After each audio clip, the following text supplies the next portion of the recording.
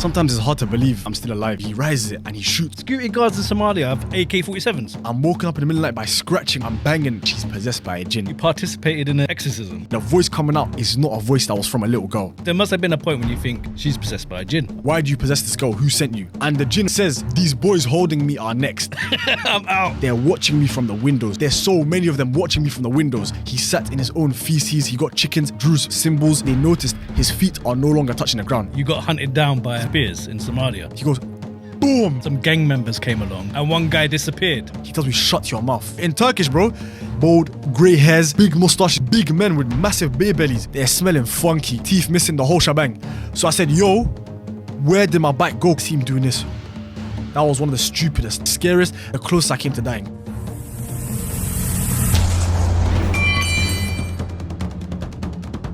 From being hunted down with spears in Somalia to being hit by a bus and participating in an exorcism, my guest today has had his life flash before his eyes so many times, it's no wonder why he needs to wear spectacles.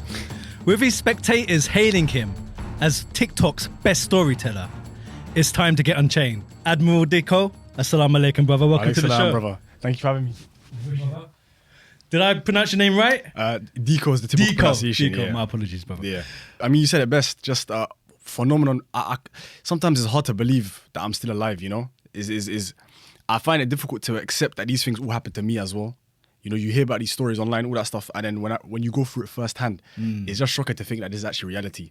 How old are you, brother? You look quite young. Yeah, I turned 22 this year. 22? Last year, sorry. Heading to 23. So you've experienced things that most people wouldn't experience in a whole lifetime. People say that a lot of my comments, they like to joke saying I've got life on premium membership. I get premium experience plus. But for me, I've wrapped up, I boiled it down to three separate things. Number one is growing up in South London. In South, you'll get a mixture of sophisticated individuals and then you just get bums. And then now you just... There's no in between. There's no in between. It's either you're the cream of the crop of society or you're just the dregs. And then you couple that with going abroad at a young age, because I left the UK when I was 16. I moved abroad. Was you born here? I was born here, lived here all my life. I was set to have a future here. And then just life hits you like a bus sometimes. And then now I'm finding myself abroad, starting up a new life. So then that contributes to a lot of experiences. And last but not least is being a social person, just being outside all day, 24s. You went into the bus story there a little bit. Should we jump straight into that story? It could have been easily avoided. I was rushing home to use the bathroom. And then, you know, traffic lights. When you see a traffic light and you want to catch it before the light moves, bearing in mind at this point, I'm desperate to use the toilet. I said to myself, instead of walking about 20 yards down the road where I can cross safely like a regular pedestrian, I decided to come from an angle. I come out of a little alleyway. Let me hit the road at an angle. But then when you're coming underneath the bus driver, he can't see you from his mirrors, and because he's kind of elevated, he cannot see you in his blind spot. So I come out from underneath the bus, try cut in front of him, right as the light turns green. And then he moves the bus forward. He's not moving too fast, but he moves the bus forward. It kind of hits me in my shoulder. I jump up to kind of mitigate the full damage. I land and I do a bit of tumbling. And there was an old man who also missed the light, but unlike me, he was intelligent. Yeah. He stopped and he was waiting for his next opportunity to cross. And then he just starts going, great heavens. That's why I remember so distinctly. He goes, great heavens, in his old man voice. But at that point, I was feeling humiliated and my belly was speaking to me, bro. It was telling me, get me to a bathroom. This instant, so I had to move quickly. There was no time to reminisce. The driver, he's there cursing me as well, fam. Quickly just exited that place and I went home. Use the toilet. Alhamdulillah. I didn't soil myself that day, bro. Luckily, I don't know how. What's your favourite story out of all of the stories you've released so far? That's a great one. Unfortunately, he was a bystander kid. There was a little situation and he got hit with a stray bullet by a security guard. What? That one there is, for me, has to be my favourite story because that was one of the first crazy. Like the rest of them, they're kind of tame in comparison. Like getting hit by a bus, it wasn't really moving too fast. One of them is I was about to get rushed by my friends. We were playing the doorknob game. But then that one was the first surreal one. It was even more than when I got chased with the spears. That one there was, because I wasn't in any danger, but this one here, it was very, very like nitty gritty, real life. Did this happen in UK? No, it happened in Somalia. Okay. I know security that guys makes a bit more sense. Yeah, right? exactly. I know you're from South London, but still. If it happened here, then that's cause for concern. A security guard hitting a child, that would make national news. So in Somalia, there's the police force and the military is kind of one unit. So we were living in an area, it's called Dar es Salaam. It's outside of the main city. It's about like quite away from the main city. And there's little estates. So our estate was called, there's Banana Estate. It's kind of stereotypical. Banana Estate, we had Orange, Diamond and Mecca. Okay. So we were in Banana Estate and each one has like a rota of security guards. So one day there's a kid, he's causing a issue in the shopping district, kind of. He's from Banana, he's from our estate. He's being a kid, you know, he's not nothing crazy. He's being loud, just enjoying himself. But the security guard, he doesn't like it. And then there's one negative thing about Somalia is there's I think you've heard of it, we call it khat. It's the thing you chew, right? The chewing one, Like the a green plant. one, yeah. Okay. So your taxi drivers, the people out there, everybody indulges in that one. Is a very powerful hallucinogenic, I think. So he was chewing it because you can see the green flakes all over his mouth. It's the security guard. Security guard, yeah. And the kid's just playing. And the security guard is getting more and more agitated. Granted, he did tell this kid about 4 or 5 times, you need to quiet down. If you want to play, go outside. But the kid, he's like around 9, 10, 11 years old. And then he smacks the kid, which, bearing in mind, this kid's from outside of Somalia. I think he was born in America. He came to Somalia with his family.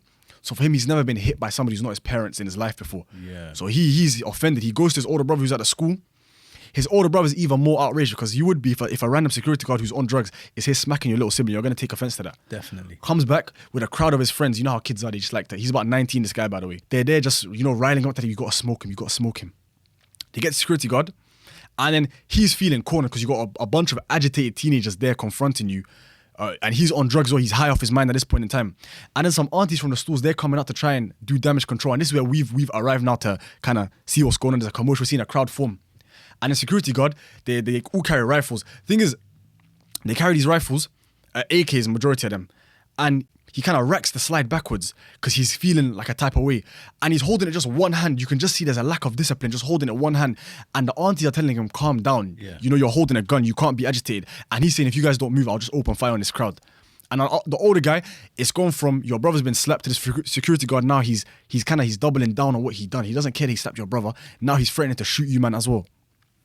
So then the aunties, they now change their attention. They go towards the kid and they're saying to him, this guy here, you can see he's like, look at his pupils. He's not normal. You guys, please leave. She's saying that to the young guys. Now they're walking backwards. But by this point, now I'm not staying too close because this guy, he's racked the slide on his gun. There's live rounds inside that weapon. So me and my brothers were at the back saying, if anything kicks off, we're out. We're the first people out. And then there's some words exchanged and then the kid just runs towards security guard. And then he rises it and he shoots one shot off. It misses the kid. We think it missed. We think it just flew off into the sand behind us. So everybody starts to run. The second one he puts up in the air, now everyone's dispersing proper. And then you just hear someone shouting, someone's been hit. And there's an innocent kid about 14, 15. He's been hit like in his shoulder region. He's just there on the ground just bleeding. He's just bleeding. No. And then my older brother, he tells us, man, he's about 2 years older than me. At the time I was 16, he says, you guys leave. So we go back home. Him and a few other kids are one of the aunties. They pick up the kid, take him to the hospital. The kid, it was not a major.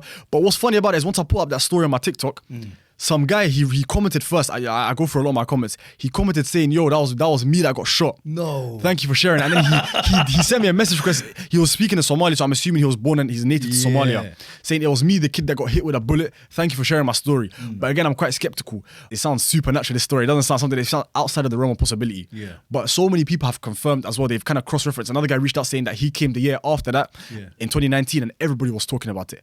The only thing people talk about was that kid who got shot by a security guard in Banana Estate, near Banana Estate. Good to know that he's still alive, no? Yeah, alhamdulillah, bro, alhamdulillah. Because he was a bystander. So what, like security guards in Somalia have AK-47s? If you look in Somalia, there's military checkpoints. All of them are armed. That is all of them with mad. AKs, yeah. Like, considering that security guards in this country, they don't even have a baton, bruv. Exactly. And even if they were to punch somebody, they'd be taken to court, stuff like that, innit? Yeah. But then I feel like the threat level is very different. Here, like obviously Somalia is not as advanced as the UK. That's just a fact. It pains me to say, but it's a fact of life. What they have to potentially answer to as a security guard is much higher than here. Here, what's the worst? Like if you put your mind to it, it's a drunk guy on a Friday night. You get it? He's not in control of his body. It's very easy to mitigate whatever he can do. But then you look over there and you have like guns, you have to have a license to have them, but people are going to have them without licenses regardless. Yeah. So you need to be ready to protect your business, protect yourself, to protect your life. So that's why they carry guns.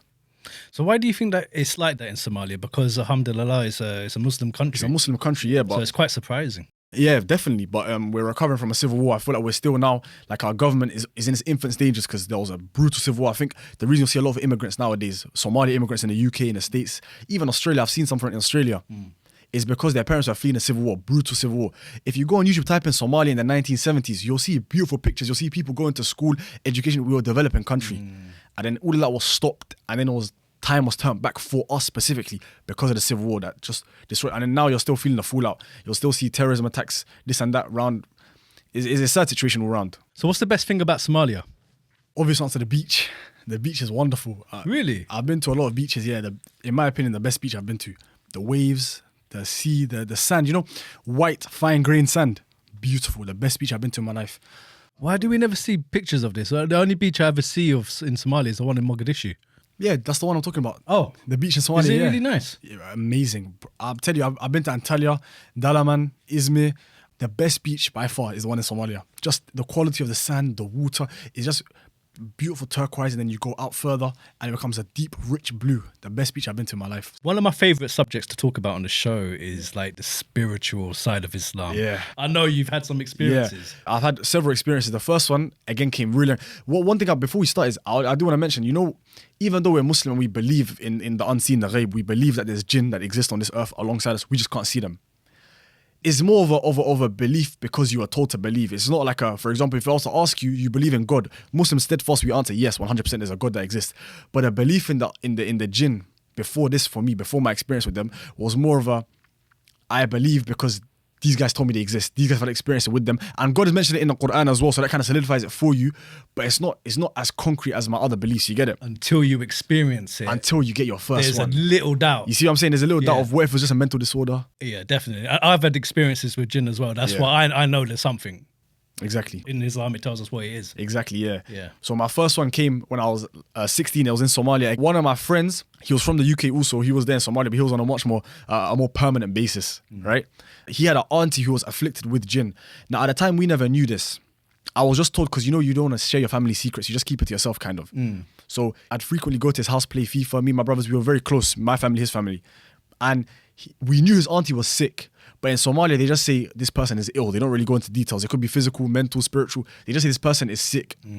So I had heard that. So I thought it was maybe like a physical illness. Maybe she has like just sickle cell, something like that. Yeah. But his mother, oddly enough, even though Somalia, everyone's very close-knit community bonds, she would always refuse for us to stay overnight at her house. Like it was you could not convince her. Even me, I would go myself. I'm not her child. I'll say, auntie, can I stay in your crib for the night? You get it? Can I just chill with your son? And she'd always refuse. So I thought at the time, I'm thinking, I'm 16-year-old with a narrow-minded view of the world. I'm thinking she's just a hater, bro.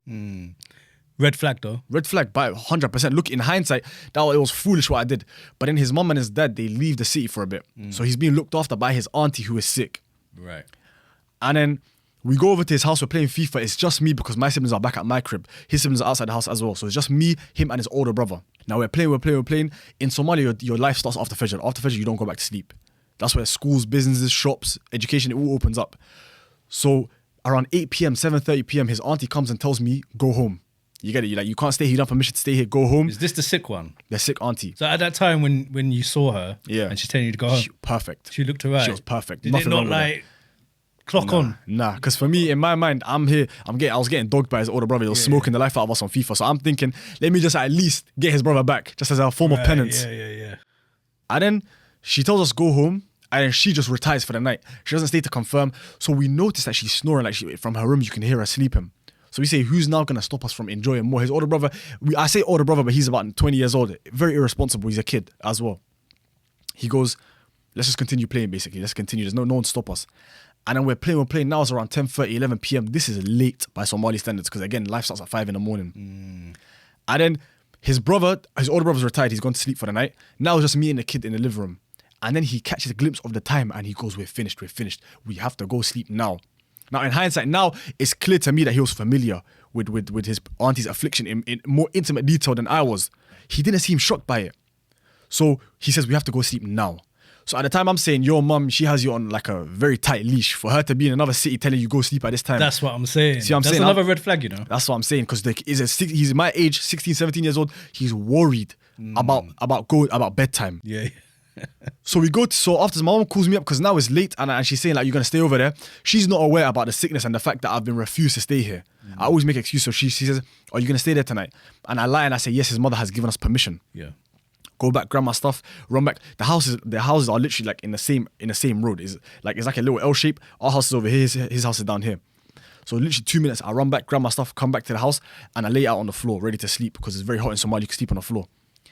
And then he locks his door from the inside, and that should have been for me. That should have been the sign to go home. But I'm thinking like, what's this guy on? Why is he locking me inside? Is he trying to attack me or something? And then he goes, no, we have to sleep. And then that's when he drops the bomb on me. That's when he goes, my auntie's sick, but the sickness is of spiritual nature. The sickness is she's possessed by a jinn. That's what he means. I'm out. Sick. I'm out. But for me, it never clocked at that time because again, like I'm saying, I was quite skeptical. I was saying, you know, your auntie, I was talking to your auntie 2 hours ago. She seemed fine, telling me go home. She said, go home now. That was a perfectly fine woman. You get it? That's not somebody who seems possessed. And then he tells me now, like, just go sleep. So while I'm sleeping, I'm woken up in the middle of the night by scratching or I'm banging around the house. I can just hear the noise and I'm a light sleeper. So I wake up and she's just screaming, running around the house, just banging on doors, scraping on the doors. At the time I never knew, but scraping on doors with a knife. What's your boy doing at this time? He's asleep, fast asleep, snoring. He's in his little mosquito net. He's just there. He's chilling. I'm on the floor. I'm wrapped up in my bed cover. And I'm saying to myself, how's he sleeping through this ruckus? Will I suffer in silence in your own home while you sleep? Never. So I smack him on his leg. He wakes up. He goes like, what's going on? Yeah. I said, listen to the sounds. What's your auntie doing over there?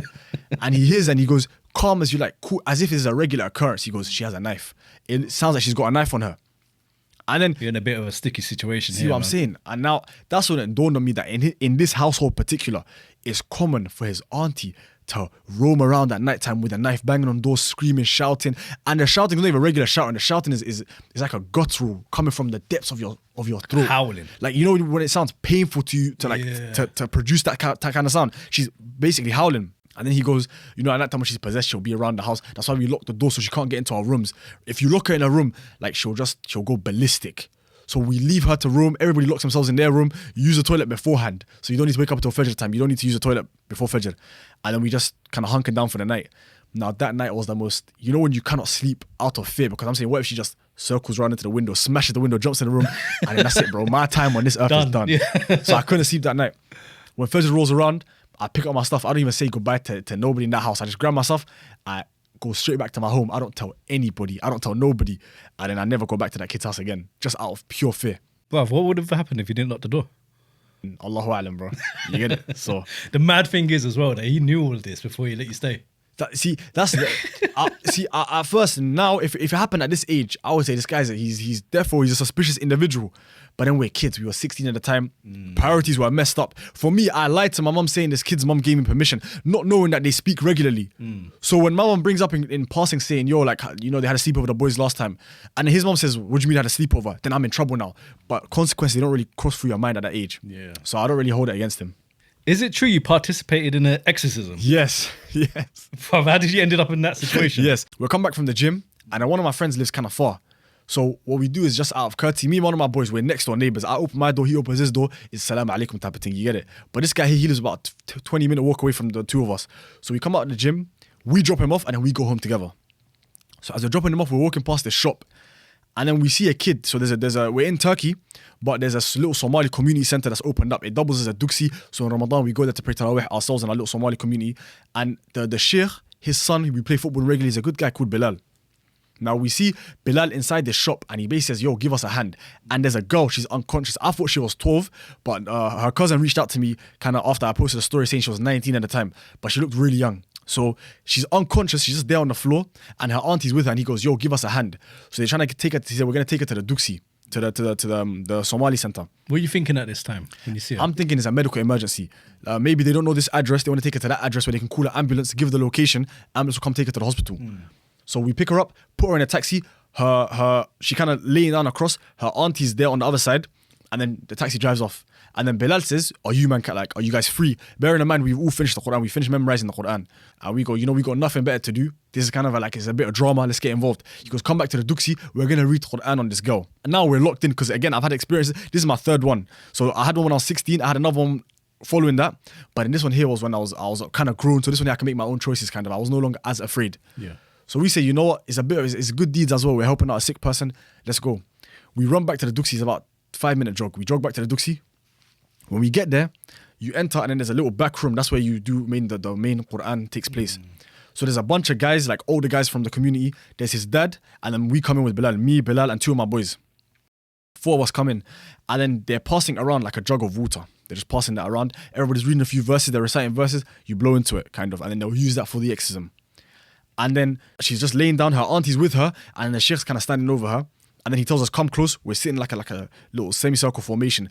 And then once we finish reciting, we give him the jug of water. And then he begins to kind of pour the water all over her, right? Just kind of pour it, recite some more verses, the water that we blew Quran into, trying to pour the water onto her. And then she's just passing in and out of consciousness. And then when she's unconscious, she'll just begin to convulse, shake rapidly. And then eventually the jinn kind of manifests itself, is now speaking from her mouth and is using her to speak. And the voice coming out is not a voice that was from a little girl. She's 19, but from a little girl, it did not belong to a child. And then obviously we're freaked out, but when you're dealing with jinn, you cannot be afraid. Because it's kind of like they'll know if you're afraid and you should not fear them. So we're just reciting, and the sheikh's pouring water. We just continue to recite, and then he tells us to kind of like quieten down. We're just there watching, letting him do his thing. And then the girl, she just stopped shaking at one point. She just stopped screaming, stopped shaking, and her left hand is just shaking rapidly. Just her hand she's still except for her hand. And then I'm assuming that her auntie is very familiar with what's going on, because when she says when her hand is shaking, it means she wants to write. The jinn wants to write something. Okay. So then we bring a piece of paper and we put the pen in her hand, and then in massive, it's like a child's handwriting, massive letters taking up the whole page I'm talking about. So the sheikh's asking it questions. What's your name? Where you come from? And then one question you always ask is, why do you possess this girl? Who sent you for the jinn? Because it's not a normal occurrence for a jinn to come over a human. And then the girl, she writes her name down. So I can't remember the exact name, but it was something like Abdul Malik. It was a Muslim person's name. Sheikh asks, who sent you? Who done the black magic on this girl? And she says Abdul Malik. And then the auntie, she goes, gasps, which kind of, for me, that signifies that she recognizes the person who did it. So it's someone they know, someone in their community, their little circle. Someone's done seer. Someone's done black magic on her. And then the sheikh's asking more questions. Is a mixture of Arabic and Somali. And then we're just sitting down kind of at this point, we're trying to restrain this girl because she's freakishly strong. Like for example, have you ever touched like a camel or a horse or a cow? Kind of, like a horse, I think I've touched. Yeah, so you just feel the power. You feel power, just the raw physicality of that beast. It was, wallahi, it was comparable. It was like the power of that girl. It was supernatural. The sheikh tells me focus on just one hand. I'm there saying, respect my thing. I'm a grown man. I'm 20 years old. I can hold down a little girl. You get it? Yeah. And he goes, no. Just focus on one hand. And she's bucking and kicking, throwing guys off her, grown men. Ridiculous.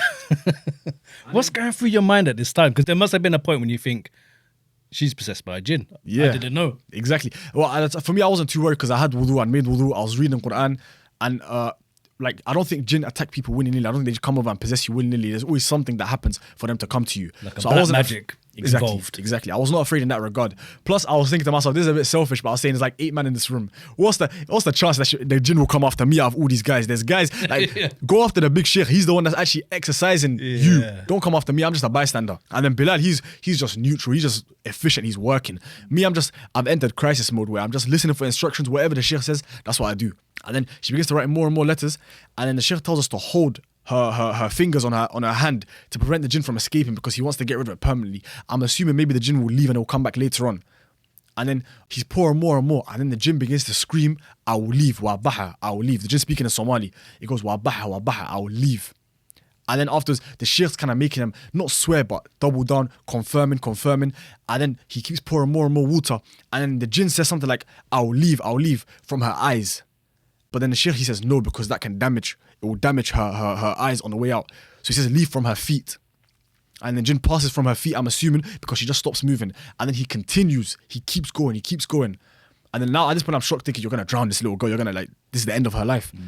And then after like a good 30 seconds, she just gasps and sits up and she looks around and just begins crying.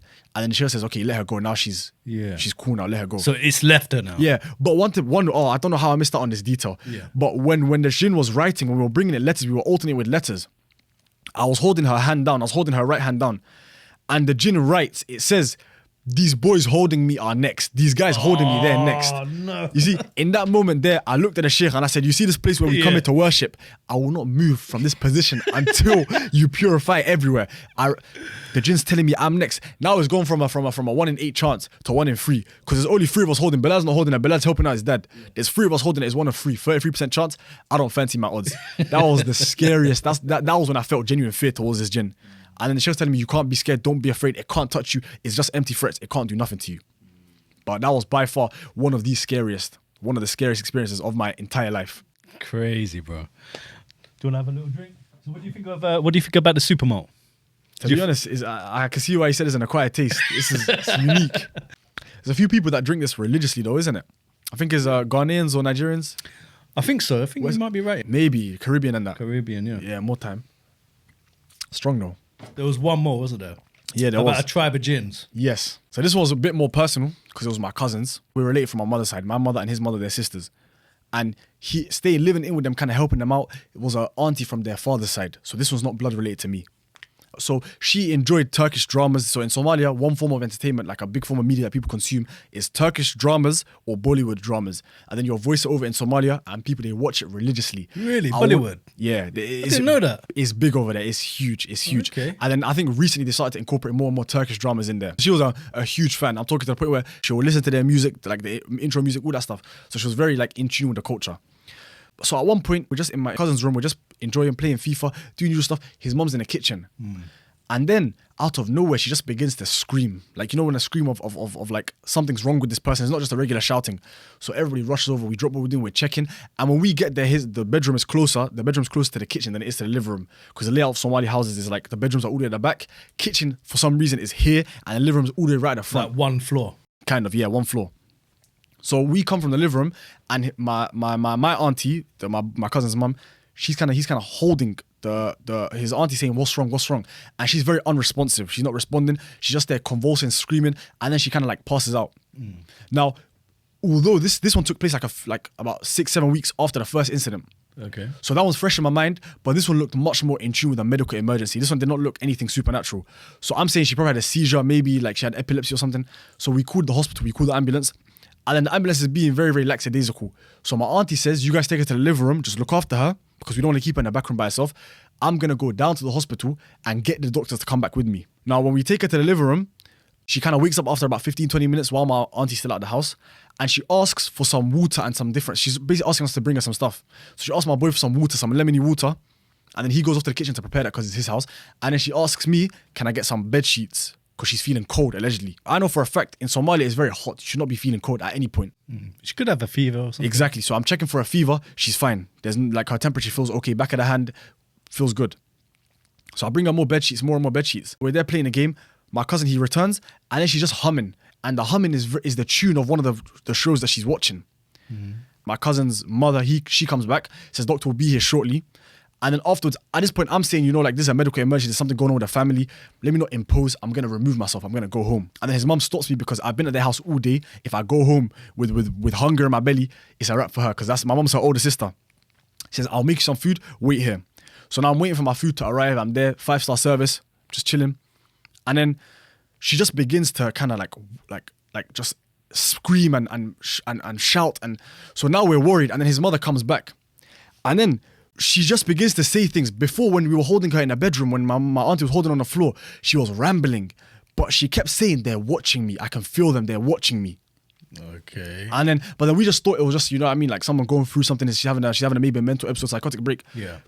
I'm about to check out at this point because now she's saying there's so many of them watching me from the windows. She says they're watching me from the windows. There's so many of them. No. And then at that point, it went from a potential medical emergency in my mind to there's no way this is not another supernatural Jinn possession.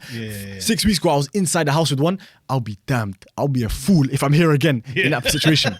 I said, auntie, are you going to die tomorrow? Inshallah, you'll not die. I'll come eat tomorrow. I can come eat the day after. There's no way I'm staying here. Left that place.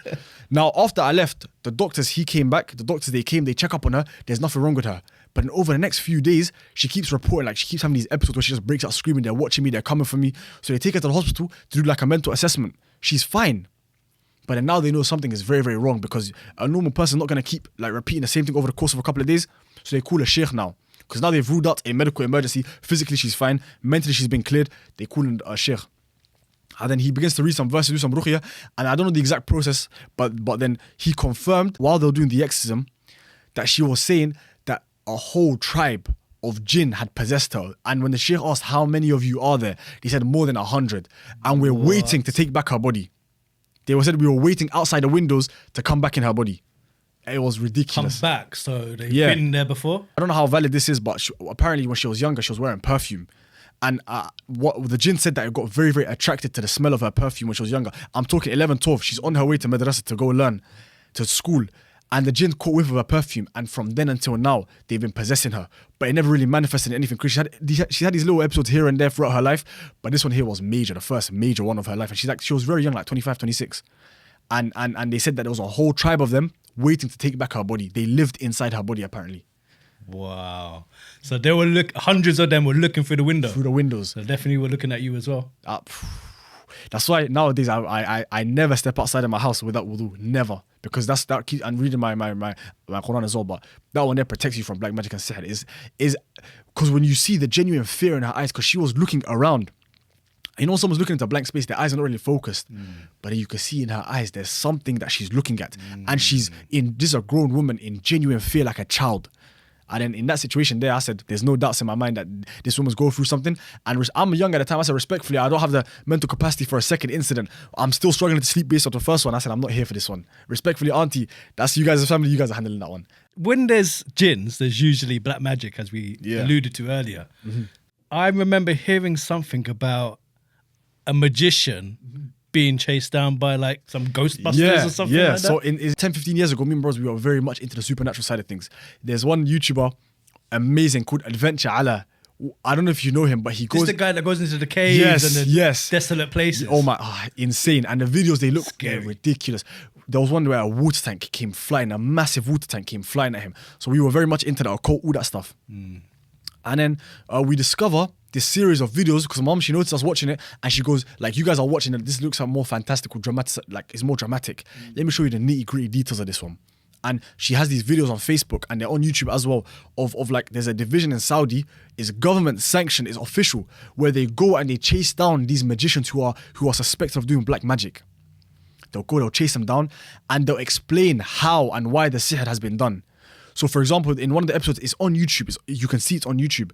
The magician, he got piece of the Quran, page of the Quran, stitched them together, used a bit of animal bone, animal fat, fur, stitched it into the page of the Mus'haf, and he threw it in the sewers. You want to bury it, you want to hide it in places so that they can't find it, because the way to break the black magic is you need to get what they used to cast the sihr. You need to get that. Burn it, right? Yeah, and burn it or deal with it somehow. Yeah. So he hid it in the sewers. And he was showing the process, because once you're covered, in Islam, the punishment is very severe for black magic. If you're found guilty of it, it's very, very severe.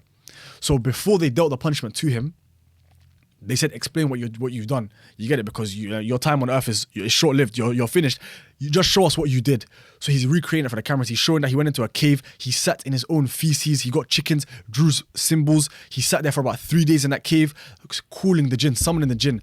And then once the jinn arrived, the jinn gave him instructions, and then he passed it on to the person who came to him for the black magic. So they have this division where they chase down these magicians, and they have a military escort, because again, you're dealing with very powerful individuals.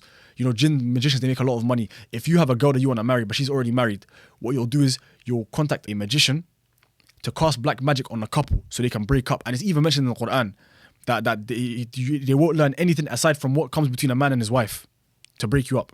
So long story short, his friend was accompanying a guy who was part of this division. So they get called out to a little community, a little village, because he's suspected of being a black magician. Now you have to investigate these claims because it's, like I said, very severe claim. They're on their way to investigate. Now as they arrive in there, they come with a full military police escort. They surround the guy's building. They tell him, come out with your hands up. Now the guy understands if he's caught and he's found guilty, it's over for him. So he jumps out the back door and he flies on the road, starts sprinting. Now they're ready for him to run. They're chasing him down. As they're chasing him, the Sheikh described it as he begins to tilt forward as he's running. You know, you're hunched over. Yeah. But he's keeping maximum speed. And then they noticed his feet are no longer touching the ground. He's just about this much off the ground, just moving forward. I don't want to say flying because that sounds too fantastic. That's too wondrous. But he's just floating through the air. He's not running. He's just... And they cannot catch him. So they call their driver, jump back in the car. They chase him down in the vehicle. And he's just... being very agile because he's on foot there in a car. They're trying to catch him, and the Sheikh every morning he reads his adhkar before he steps out of the house. And that morning he had failed to do so. Begins to read, and as he's reciting, he gets the Ayatul Kursi, which is a very verse that jinns they fear. Right. Gets the Ayatul Kursi, and as soon as he finishes, the guy just drops like a stone. He's in the air, he just drops like a stone, and he begins to tumble. But the Sheikh says the way he's spinning is very, very violent, like a fidget spinner, just kicking up sand, dust. They apprehend him, they catch him, and then later on they're interrogating him. This one here, there's no interrogation. They saw with their own eyes a man flying. So he confesses and he says that I used two of my jinns. I commanded them to assist me. They were physically lifting him off the ground, carrying him away. That's crazy. And as soon as the guy started reciting, the Sheikh began reciting, they started to burn. They dropped him and they saved their skin. They left, they ran, they abandoned him. You know, are you going to back your brethren? Them and their answer was clear. They refused. So they just fled. They just left him, and then he got punished. He got dealt with. What's the punishment over there for doing black magic? It's execution. Yeah. Yeah. You see, stay away from black magic, man. Never worth it. One story I heard from you, it sounded unbelievable, but you got hunted down by a guy with spears in Somalia. This one here switched my mentality of Somalia. It went from, this is like life in the UK, to I'm in a new lobby. I'm not prepared for this, for life here. So we finished the Quran in the UK, alhamdulillah. So when we get to Somalia, my mother, she wants us, we're on holiday, this is the first time, we're there for 2 months only. She did not want us to just be there reciting more and more Quran. She wants us to learn the meaning, she wants to learn hadith, all these other stuff. So she reached out to one of the sheikhs in the area who runs a duksi to begin separate classes for us. Sorry. Yeah. So in the mornings, he'd come in, he'd teach his students, and then we'd come in around later. We'd come in around 10 o'clock, 11 o'clock, which is very late by Somali standards. And we do our separate lessons. And then in the afternoon, we'd sit down with everybody else, we'd recite in congregation, we'll do subah, where you sit in a circle, one person takes a verse, next person, next verse. It's like a congregation recitation. So when we get there, there's like a hierarchy inside the duksi, inside the Quran school, where the older you are, the more senior you are, the more lenient the teachers are. You get a bit more freedom, but it's also contingent on your Islamic knowledge as well. You can't be bad behaved just because you're older, so you'll be given priority. Yeah. You get it? So there was a kid, he was from Somalia, we called them locals, he was a local to Somalia. He was kind of the top dog. And then when I came, I was 15, I was older than him. I had finished the Quran while he was still trying to finish. I was just like we had special classes, so in a way I was special. Me and my brothers, we were special. So we were kind of given a favor. When the teacher leaves the room, he'll tell me to sit on a chair instead of the other guy. Before it was the other guy being told to sit on a chair, make sure everyone's behaving. Now he tells me. So he feels a type of way. A little bit of envy going on. That's what I'm saying, a bit of enmity. I can't blame him because again, we're all kids. You get it? I'd be jealous as well if some random foreigner came and took my spot. So there's a bit of hostility between the two of us. He's moving very aggravated. In all of our encounters, he's there hating, making little side comments. And then me at the same time, I'm frustrated because I'm here for holiday. We're here for 2 months. Yeah. Instead of going to the beach, I'm indoors reading Quran, which is not a bad thing. Yeah. But I'm saying, you're violating. You get it? Yeah. So when I notice this guy making comments, it's not saying right with me. I'm telling him, if there's a problem, we can sort it out because I'm not here for the verbal abuse. He goes, cool, say no more. So after Duxi, kind of like the word gets around that we're going to scrap me and him. But in Somalia, no one really punches, which is one thing I love. No one's like, there's no bangs. It's just grappling. You grapple, you put their face in the sand. Wrestling match. Yeah, wrestling. WWE. You smack their face in the sand. I'm telling you, bro. But those guys, they know how to wrestle. They've been doing it for a long time. Yeah. But me, I'm big into UFC. I'm huge. Me and my brothers, we love wrestling. Me and my brothers, always wrestling each other. So I just quick deal with him, quick thing, bro. Just make him eat sand. I just rub his face in the sand as well. So he was quite dark skinned, but he had sand all over his face. I decorated his face with sand. Now he's went from second best to he's looking at gold dust now. He's a bottom feeder now. So he's lost all of his credibility inside the Quran school. Now I've cemented my position. I'm feeling good. I'm riding. My ego's through the roof. You get it? Because truth be told, bro, I was shaking. Because if I lose, that's everything I've been working for this past 3 weeks. Back to the bottom, man. See what I'm saying? And I'm a foreigner as well, so it makes it worse. I say these kids who come from the Western countries, them I can't scrap. They're weak, man. You get it? Yeah, they're victims. So I had a lot riding on that one match.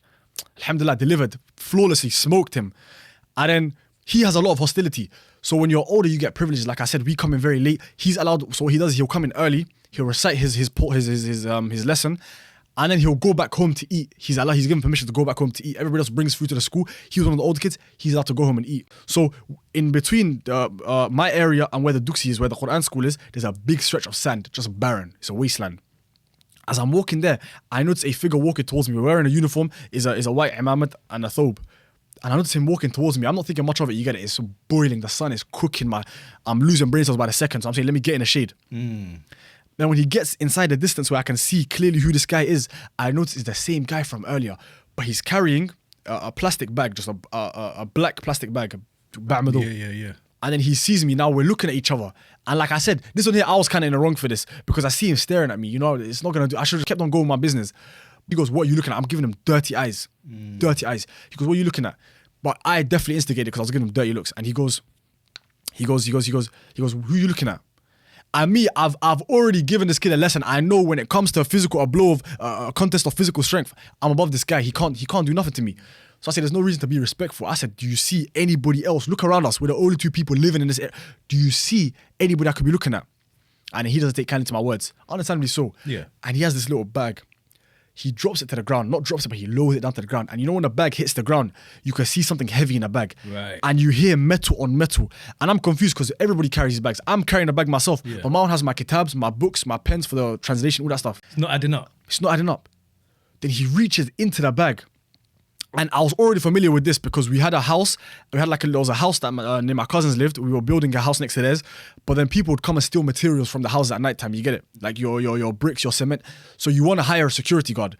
So I was very, very close with the security guard. He was a good guy, one of the good guys. And he was not an official security guard, but we just said we'll pay you about $5 a day, which is a lot over there in Somalia. $5 every night you're there guarding our property in the nighttime from predators, from people that want to steal. So when I'm chilling with him at nighttime, he had a gun, he had a pistol for the humans. He said this one is for the humans, and he had a spear. It's not a big spear, but it's about this long, 3 feet long, both sides sharpened metal. It is heavy, like 1.25 kilos. It's quite heavy. And he said this is for the creatures. Any hyenas, any this that try to come inside the house, I use that to scare them off. For people, he'll use the gun. Okay. And he pulls that exact same spear out of his bag. The exact same, both sides sharp, metal heavy. He pulls it out. Now at this point, I don't know what I was thinking, but I was reckless because wallahi, I swear to you, bro, God is my witness. I was about to fight him again because I'm thinking you pull a weapon on me after I've dogged you. You know what I mean? Like that's a violation. Yeah. Wallahi, I was about to scrap him again. I was I'm gonna, and this time I'll send the kid to the hospital for real. First time I just humiliate him. This time I'll hurt him. And then if that wasn't bad enough, all my life, I swear, he reached into the bag and pulls out a second spear. I could not believe my eyes. What? He stood there posed like he's from some anime character posing, dual wielding. I'm saying, is it ever that serious? You get it? I could not believe my eyes. And thankfully he told me, come. Because I said, I was walking towards him. He goes, come now. Something's wrong with you up here if you pulled out a weapon on me and you're telling me to come and attack you after you showed me 2 weapons. I turned and I ran. I'm not ashamed to admit it. Yeah. 10 toes down. I was hearing, I even left my sandals in the thingy. The sandals burning my feet. Sprinted back into my area. When I get to my area, the security guard in each block, like I said, I get to my block. I told the guy, I'm about to tell the security guard, yo, someone's chasing me. Security guard, he looks around the corner. There's nobody there. So now I said, I don't want to be crazy. You get this? I said, I was running away from my brother. I was running back home. Listen, I make an excuse because I don't want to see him crazy. Because the man said, a guy's here with spears. But the guy was smart. He didn't chase me to my block. Okay. Just continued on to his house. Yeah. But that was unreal. I was shaking. I went home to my mum. She let me stay home from Duxie for a few days. I was shaking in fear and adrenaline, bro. A knife is understandable. You get it? A knife is small. But he pulled out a spear and he was... If he chose to launch it at me, what do I do, bro? You come prepared to take down a lion. I'd sign up from life, bro. That one then... Pride's a terrible thing, man. 100%. Pride is a devil. That's a lesson I learned the hard way multiple times in my life. So earlier you mentioned the fingers crossed game. Insane. What's fingers crossed game? So I gotta give a bit of context.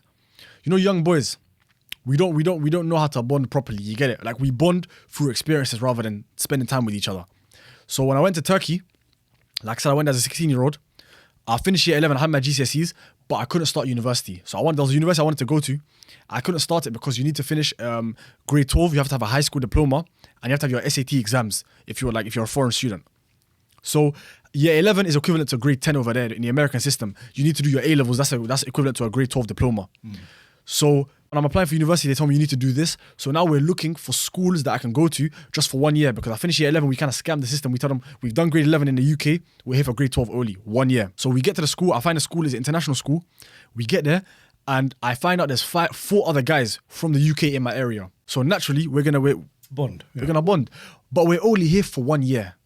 After this year is done, everyone's going to go to their separate unis. So we need to become as close as possible within this year group. You get it? Because again, it's people from your area. You want to be close to them. Somalis from your area. It's beautiful. So one guy introduced us to a game. He came from Kenya. He was born in Bristol. And he says back in Kenya, there was a game we used to play. It's called the finger cross game.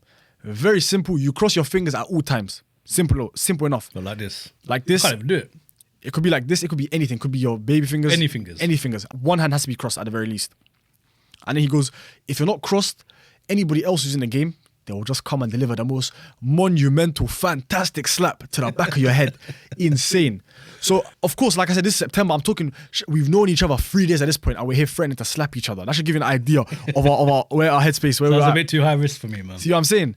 But at the time for us, like I said, nothing. You need shared experiences and we all love violence. You know, when you're young, you want to prove yourself. Wrestling, we always doing like play fight, slap boxing. You don't want to be the only one to say like, you know See what I'm saying? Yeah. So I said, you know what? This is an interesting game.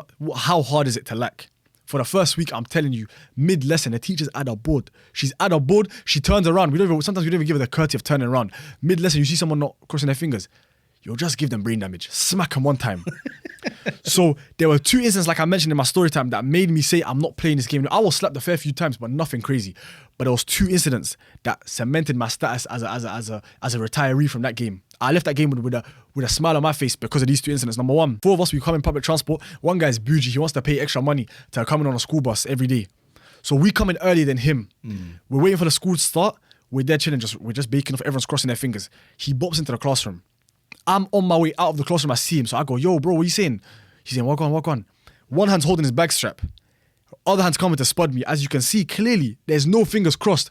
So I spud him. He goes past me and I just turn. I smack the life. First thing in the morning, smack the life out of him. First thing in the morning as well. He's vexed. And you have to understand, we're at the age now where we're very, very aware of the female gaze. We're very aware of girls in the classroom as well. Yeah. So in front of all the girls, all the gyal them, smack him, boom. He's fuming. I go, who told you to uncross your fingers? You agree to the game? It's your responsibility. You can't fight back either. Come on, you have to take yourself like a man. Say no more. He's holding his neck. He goes to sit down, spuds the rest of the guys. When he goes to sit down, I was so shocked because now I'm laughing, I'm mocking him. I'm standing in front of the classroom like at the exit. I haven't gone to the bathroom yet. He goes to sit down, puts his bag on the table, goes to sit down. And the guy behind him pulls out his chair from underneath him. Now he's on the ground, bum is dusty, covered in white. That's uncalled for, no? Huh? It was so unnecessary. But you know what I mean? It's like I said, spirit of the game. Yeah. And then in the shock of that moment when he went to brace himself for impact, both hands became uncrossed. Earlier, I smacked the fear of God back into this man. He was doing this with both hands. Now, fingers uncrossed. The guy just peeks over and he celebrates, smacks him one more time. Boom. And you have to understand, first thing in the morning, you come into school, it's a long day. You probably awake last night playing COD. And now you've been smacked twice in front of the girls. That's already ridiculous. But I said, you know what? This was in October. I said, I can't bow out. It's only been like 4 weeks. We cannot leave the game yet. But in February, that's why I said, Wallahi al-Adim, if I play the game after this day, I don't believe in God. Because we're in the prayer floor. We're praying in a mosque. There's a little water dispenser in the drinking area. Me and one guy, we finished praying. The rest of the man are in the canteen. They're going to pray later. He's pouring himself some water. Me, I've got my fingers crossed and you want to put it in plain view because of this story. I'm holding my cup like this. You can see my fingers are crossed. I drink. This guy's pouring water from the dispenser, but the dispenser, his back is to the door. So he's kind of shielding himself from whoever's behind. You can't see what the guy's really doing. So another one of the guys come in to pray. Now when he comes to pray, he can see me drinking. I even emphasize, I go, look, you can see my fingers. Do not slap me. Say no more. This other guy, he's bending over. One hand is turning the water dispenser, the tap on the water dispenser, other hand holding a cup. This hand is not crossed, the one holding a cup. The guy comes around this side here to peek in to see what he's doing. He sees that his right hand is not crossed. Yeah. His left hand, remember, like I said, you can cross any fingers. He's crossing his pinky and his ring finger. You can't see it. So you cannot see it from this side. No. And the guy, I can see it from the front because I'm in front of the man. I can see him like this. And the guy, he looks at me and you can see, he even does an emote of jubilation. He goes, boom. I promise on my life, the smack was heard from the canteen. Wait, is this the same guy as well? No. This is this. I will say the smacker, the offender, the criminal is the same guy who pulled out the chair and whacked the guy on the floor. This same guy, he's a criminal. He won the game, by the way. That guy, he won the game. Should have got disqualified for that though. Nah, but he just got a slap back in penance. But that slap that he delivered, if you heard the sound of that slap, I said from this day forward, because he was safe, this guy was crossing his fingers. By all rights, he should not have been attacked. He should have been safe. But now his head, his neck is singing. I can hear the vocalization, the harmonization coming from his neck, just bright red flashing. I said, I'm not playing this game after that day. I retired from that game. Done. He was safe and he got smacked like that. Never. Anyone's fair game. He smacked the man like he owed him money. As if this guy had insulted his sister. That's the level of vim that went into that. Ridiculous. As men, when we go into a vicinity, yeah. I don't know about you, but I always like to kind of like be able to see the exits. Yeah. I never like face my back towards the doors. Exactly, yeah. But you have a story where you were in a enclosed area. Yeah. And then some gang members came along. Oh my And one guy disappeared. Can you go into that? To this day, that's the man them still remember that. This happened like I think a long time ago in year 9. We were young. So we're there, we're chilling. And then in my block, so I lived in a very well-known area in South London. It's a lot of gangs that are affiliated, a lot of gangs who are very, very popular in the music, in the crime scene. Just a lot of well-known gangs are from my area, particularly in my block. I was next door neighbours with one of the rappers. I don't know if you know Skengdo. Yeah. Skengdo from 410. We were next door neighbours. We live side by side. So we're in my block. We're playing football. There's a pitch. Now the pitch is enclosed. It's got one area, and then there's some metal railings, and then the cage surrounds the rest of it. So when you come in, you have to go out past the exact same area. So we're playing football. Bearing in mind at the time we're just young kids. It's after school. It's very, very hot. It's summer. So now we want to go play football and enjoy ourselves. We come into the pitch. We're playing football. There's 5 people on each team. And there's 2 subs per team. It's subs because it's hot and there's a lot of men here. We didn't have the mental capacity to go for 3 teams of 5. Instead, we just done 2 teams, subs, so niggas can rest as well. And then we noticed 2 guys enter the pitch. Very, very obviously they're older. You know England summer's hot. 25 degrees here is not 25 degrees abroad. 25 degrees here is cooking. True. So he's there, bellied up, blacked out, hoodie, mask, everything. In the middle of summer, you know this guy here, he's here to cause some issues. So he enters the area, but like I said, this is my block. This is my estate. I grew up here. So the guy, he sees me, he goes, "What are you saying, little man?" I say, I just greet him back. I say, what you telling me, bro? And then he looks around, because there's a bunch of us. Some of us look all the way in year 9, and he goes, "What are you man doing here, basically?" He's basically asked, like, "Why are you guys here for?" I just tell him, "Yo, like, we're here to play football, you get it. We don't hide nothing, bro." He G-checked us 100%. We fell victim to the G-check. He goes, we're from that school over there. You know the school around the road? We go to that school, we're here to play football. You get it? No issues. None of us are affiliated, nothing like that. And he's looking around going, "Okay, say no more." And you know when he's just relishing in the power, because he's just taken 10 years to say every single sentence. He's just there chilling going, okay. And we're waiting for his go ahead to continue our game. So we're just there watching, nervous. You could hear people gulping in the background. Just milking it at this point. That's what I'm saying, bro. And to be honest, looking back on it, it was not that cool of a thing to do because we're kids playing football. We're in uniform. There's no reason to G-check us.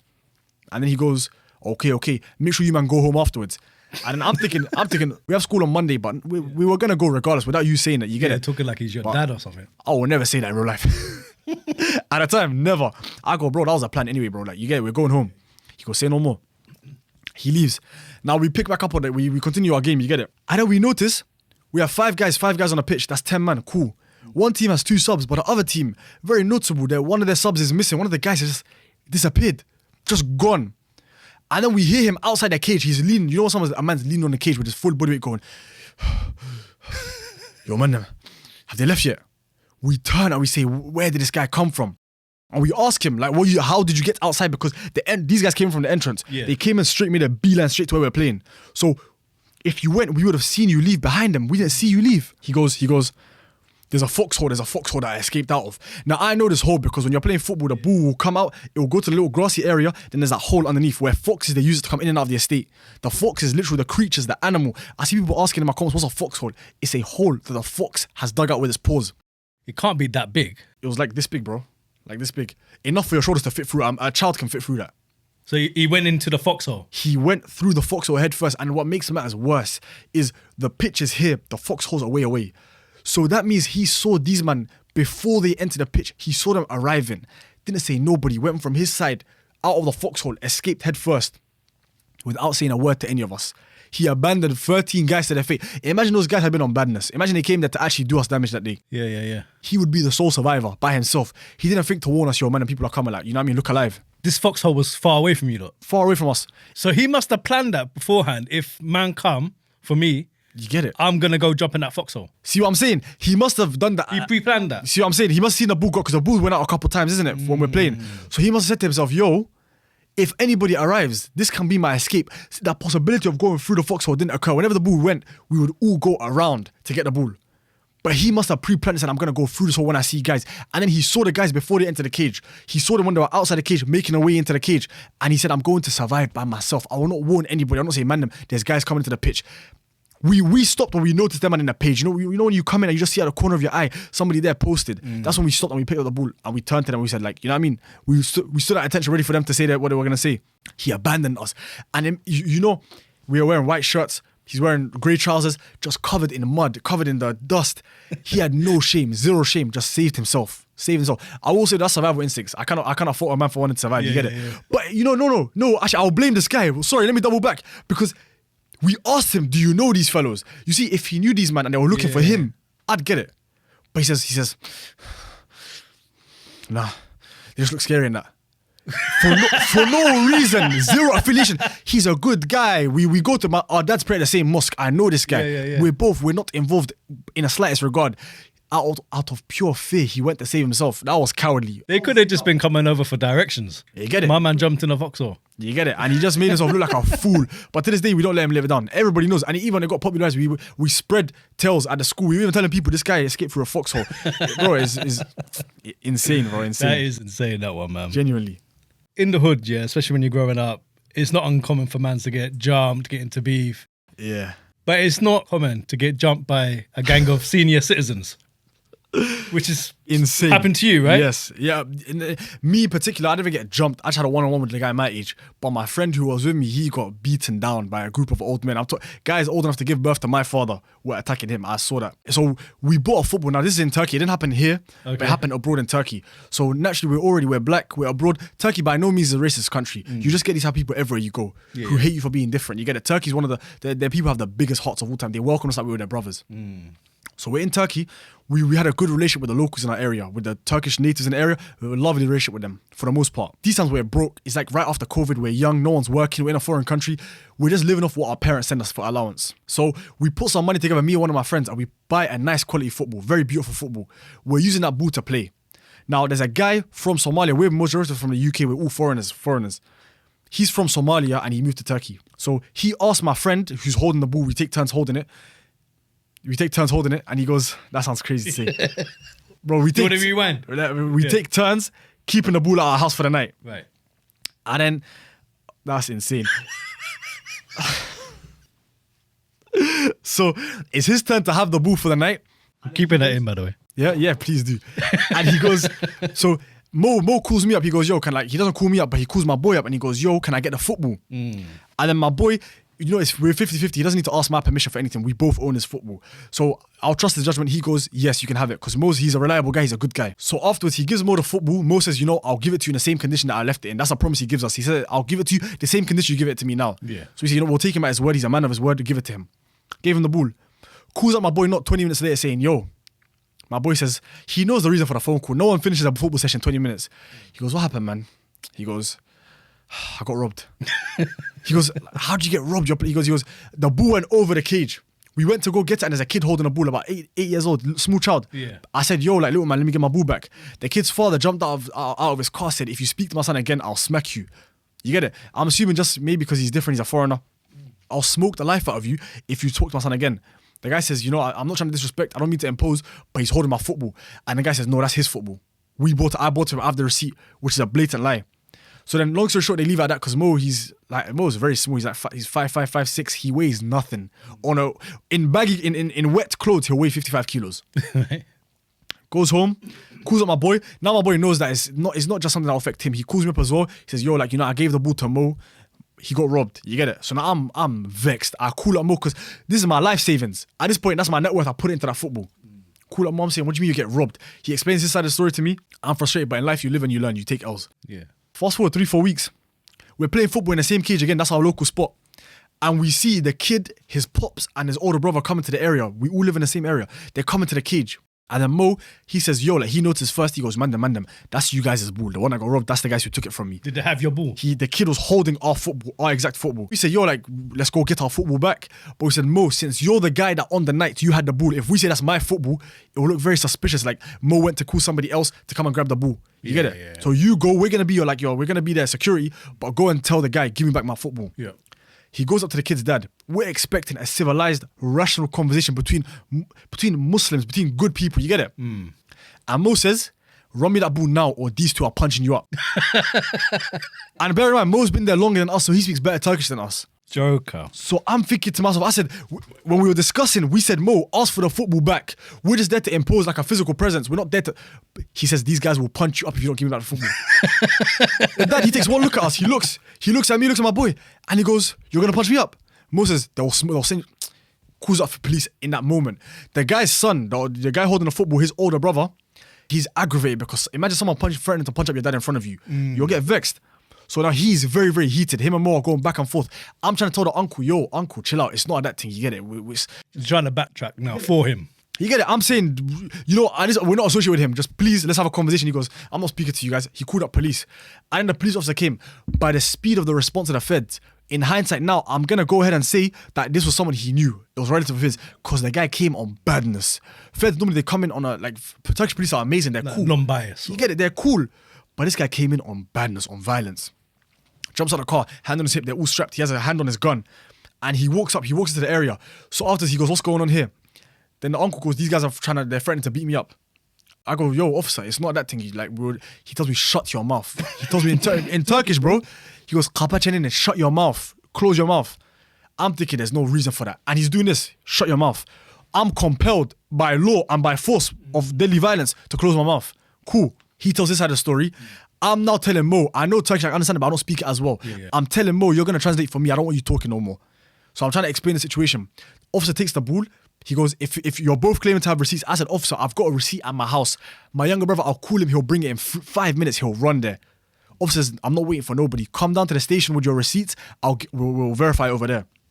Now, everybody's pissed. Everybody's pissed off. The little kid's crying. His dad's obviously angry. His dad's saying, give me the ball. But there's a crowd. So the officer can't just hand him over the ball and tell us to go home because there's a crowd of both Somalis, Turks, everybody mixture. Okay. Now we're packing up our stuff. My brother, I've called him and said, bring the receipt to the pitch. We're going to go down to the station. We're getting our ball back this instant. Because I'm jubilated. I'm elated to find my football back. It cost me like a good £50, bro. We spent it on good quality football. And then while we're packing up on this side of the pitch, outside of the cage, so the cage is like this, the entrance is here. Outside of the cage on that side, you see Mo and the other guy in a heated conversation, the guy's son. The guy who's... They're continuing to argue. They're still going back and forth. And then Mo smacks the life out of him. Bearing in mind, this guy, he's a little bit shorter than me. He's massive and he's bigger than me. He's bulky. He's a huge guy. I would not want to fight him for no reason. Mo is tiny. Mo, he would break Mo like a twig. Mo smacks him in his face. He begins the physical altercation, smacks him.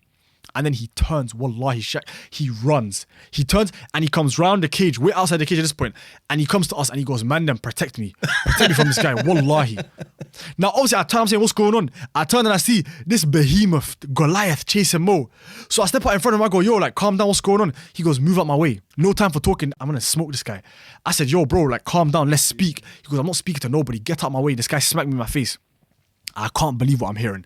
I'm dumbfounded. I'm saying, why would you smack a man in his face? A guy of this size, knowing what you're built like. But they're more saying, yo, please just help me. And you know, it's not in our nature as human beings to watch somebody else get beaten down, even if they deserve it. You get it, especially someone who's kind of like, at that point, I'd call him my friend at that point. So I said to the guy, you know, I'm not gonna let you smoke him. You know that's not gonna happen. You get it. And the guy, he goes, okay, then if you want to stand up for him so much, then you'll take the beating for him instead. I'm thinking, you'll beat me up. He pushes me. So bang, I smack him. Boom, smoke him in his face. We're now scrapping, me and him. And then his dad comes around the cage. And when his dad comes, three uncles who are there witnessing, I'm talking bald, grey hairs, big moustaches, in classic typical Turkish fashion, big moustache.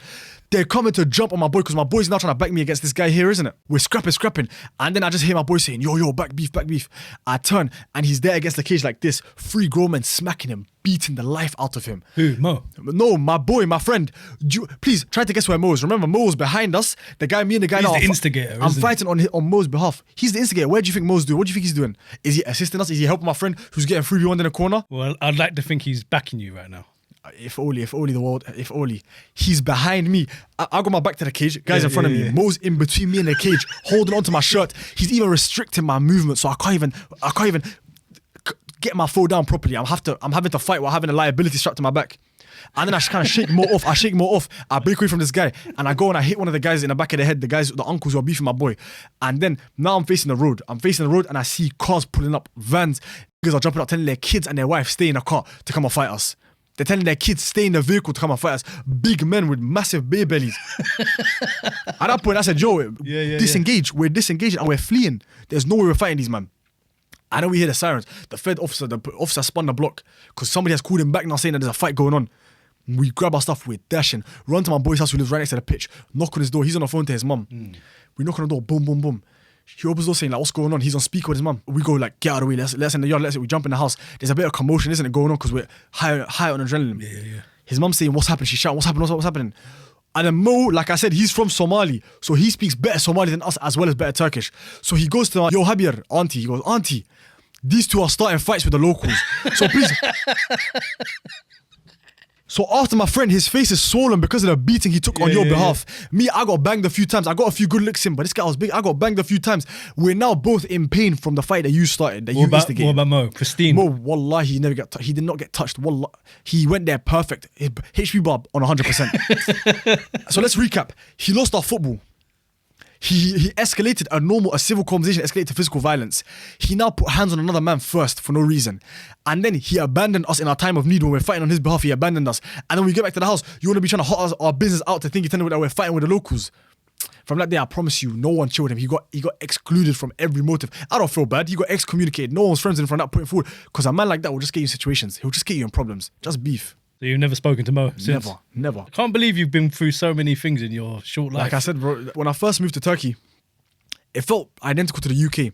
You know, it's odd. In here, I've never experienced no type of discrimination. I think because London's very multicultural. You get it. So but then when I went to Turkey, it wasn't really racism, because racism, like, for me, I think that's the definition is with malice, with bad intent. But you go over there and there's just people who genuinely, they've never seen a black person or somebody different to them in their life. Like me and my mom, we're in a shop, we're doing some grocery shopping, and an old lady, nice old lady, you know, someone just a good soul. She comes up to us, right? And she grabs my mother's hand and she starts to do this, starts to wipe my mother's hand. And then she looks and says, "Why are you so dark? Do you not wash your skin?" Because she genuinely didn't know that there's people with pigmentation in their skin. Right. And when you work on a farm in Turkey and you're working in the sun, your skin gets tanned, covered in mud, you'll take a similar shade. So she was rubbing mum's hand saying, "Do you not take showers? You get it? Do you not wash yourself?" Because it was out of ignorance. She did not know that other people don't exist. She was very, very old, like 90s. You get it? Context is important, isn't it? It's very important. But then, again, like I said, everywhere you go, you'll find there's always a bad apple. There's a Turkish saying, I don't know how to say it in Turkish, but the 10 fingers on your hand, none of them are the same. You get it? So you can't judge people off a broad spectrum. You're going to find some good people everywhere you go, some bad people everywhere you go. It's just about looking for the positives and the negatives. And that's how I cope with it. Because when I went there, I was young, I was black. People were staring on a bus. People would stare at you. People would look at you. People would whisper behind your back. But it's just about looking at the good, because they were very welcoming. People were very accommodating. It was just a nice sense of brotherhood. They'll look for common ground and say, "Oh, you're Muslim? I'm Muslim too." And then instantly, that's it. You're brothers. You get it? That's the beautiful thing about Islam, isn't it? Beautiful thing, exactly. Traveling is encouraged in Islam as well, isn't it? Definitely. To get out there, meet different people. See how people live their lives. Appreciate God's beauty as well. See what He made nature. Yeah. I think if you stay in one place, you get into a little bubble. Yeah. If you travel, you explore, you meet different people, different cultures. Exactly. It expands your mind. It also can make you appreciate what you have. Like, exactly. I've been to places like Cuba, and when you see how some people are living, it really like humbles you. Exactly. Do you know what I mean? It reminds you to be thankful to God for what you've got. You get it? And also as well, because God made us very different to each other, so we can recognize each other. You get it? So when you're here surrounded by people that look like you taught for your whole life, you're going to become 30 years old and now you don't want to get out of your bubble. You don't want to meet new people. You're now content. You've been with people that speak this way for your whole life. You don't want to include anybody else into your little community. You get it? So it makes you more accepting, more open-minded, seeing that these people live their life this way. And it just makes you a more empathetic human being, in my experience, overall. In Somalia, is it normal for them to like mix with other races? Because I know in Islam, if you're Muslim, right? It doesn't matter what skin color you are. If you want to be with a Somali girl, that shouldn't be a problem if you're both Muslim, right? Exactly, yeah. But Somalis, we're very proud people. What a tight-knit community, and Somalis got a lot of pride. In our language, we call it Somali no more. Obviously, it's encouraged in Islam, you get it. Like, no one's a believer until you love for your brother what you love for yourself. You get it? But in Somalia, they take it a step further. In Somalia, if someone's a Somali, you're willing to die for him, just off that basis. And there's good in that. Obviously, like you'll see a random auntie walking on the road struggling with bags. You see her, you'll help her out because she's a Somali auntie. Even though you should be doing it for other people, but you'll do it because she's a Somali. But then it manifests itself poorly as well. Like there was a story of this guy in America. It was such a sad story. He killed his younger brothers who were 15, 16, leading Tarawih. I think it was in Minnesota. So they will come back from Tarawih. He shot them right by their doorstep. And they were his blood younger brothers. But then when you look into the broader story, it was just a sad situation all around. Because I think his sister had spoken out. Allegedly, their father had killed their mother when they were all very young. And what makes it a million times worse is after he killed her, the Somali community, they all knew, it was common news inside, that this guy had murdered his wife in America. And they knew, his relatives in America and in Somalia, they knew that he'll be brought to justice, he'll be dealt with, as he should have been dealt with. So do you know what they did? Because he's a Somali, they smuggled him out of the country, sent him back home to Somalia. And now he's there living freely. He left behind a broken family. His eldest daughter, she was one that's taking care of everybody. Her immediate younger brother, they were very close in age, so she couldn't do much for them. You get it? So he kind of went down in the wrong path. Can you really blame him? End of the day, he's his own man. But at the same time, it was a very sad story. His own father killed his mother. His father escaped. He's now being raised by his sister and his aunties. And then now his younger brothers, them man, alhamdulillah, they were on the right path. The older sister, she was old enough, I think she was like 32 by that point, to where she could look after them properly. She'd send them to the right places, get them the help they needed. So they were very ingrained into the Muslim community. They were leading Tarawih at 15 and 16. At 16, I'm here running from kids with spears, going to Duxi. These guys are leading, Allahumma barak, leading Tarawih. You get it? And then I think he got into drugs, got into this, got into that. And then he just shot them on a doorstep one time on their way back from Tarawih. They got dropped off by their uncle. And normally, it was God's timing, because normally he would wait to see them enter the yard. He'd wait to see them get inside the crib before he drove off. But today he had an emergency. Dropped them off and he walked off. As soon as he dropped them off, they're there unlocking their door. Brother comes around the corner. He was waiting for them. Bang, bang, 2 shots. Killed his brothers, his own blood brothers. So it has good sides. This person's Somali, let me help them. And then it can manifest in an evil sense as well, because there was no reason to smuggle that father out of the country. He should have been brought to justice. And then the American system could have helped out his kids. But because he got smuggled out, his kids ended up foster homes, getting help from community support, broken home. So that is definitely a negative. Yeah. You can go too far, can't you, sometimes? There's light in darkness and there's darkness in light. It's that simple. On a lighter note, you got your bike stolen by a crackhead. Nuts. How does that happen? When I was in Turkey, I made friends, a lot of friends from different areas in life. One of my friends, he told me that in Bristol, the industrial sector is very, very popping, like warehouse jobs, all that stuff. Just, the low-end jobs. They're hiring all around summer. So what we do is we'd be there studying. When our semester's done, around in June, we'd come back to the UK, work, get a bit of money so we can enjoy ourselves in Turkey, pay off our tuition fees, all that stuff as well. It's very cheap, so we can make the money in the summer. And then I was in London looking for a job for about 3 weeks. I couldn't find nothing. I was sending out applications. It's hard to find a job here. So I called him up. I said, yo, you get can I come down to Bristol, stay with you for the summer? You get me? He spoke to his mum. She said, yeah, it's cool. She doesn't mind. We all know each other very close. So he said, come down to Bristol for the summer. Go down to Bristol, and I'm working in an area called Severn Beach. Now, the train runs to Severn Beach, but in Severn Beach, there's thousands of warehouses. So you might find a warehouse that's about 40 minutes away from the train station in Severn Beach. So you're going to have to walk 40 minutes. So what everybody would do is they'd buy a cheap bike for the summer, keep it on them, unless you drive. If you drive, I can drive, but I didn't get my license because I only had one summer to get my stuff, and I'm trying to earn money, so I wasn't really prioritizing getting my license. I bought a bike, expensive bike. It was a Hellcat. I think it was called a Carrera Hellcat. Okay, it's a black bike, beautiful bike, insane. I bought that for I negotiated down, got it for a calm price of upwards of £150. I've now acquired this bicycle. I'm excited to go and work at this warehouse. You get it? Even though it's going to be hard work, I'm going to be making money. I'm going to be making honest money. And then I'm going to enjoy myself in Turkey. I'm not going to be working for the whole year. So let me grind now. Let me graft for the summer. Go and live up in Turkey, grab cars, this and that, do whatever I want with my money. Sense. So I purchased the bike. I go out to buy the bike. My boy calls me up. He says, yo, me, my brother and my sister, we're going to go eat at this place in St. Paul's, which is a very rough area, similar to Brixton. Come down and grab some food with us. I say no more.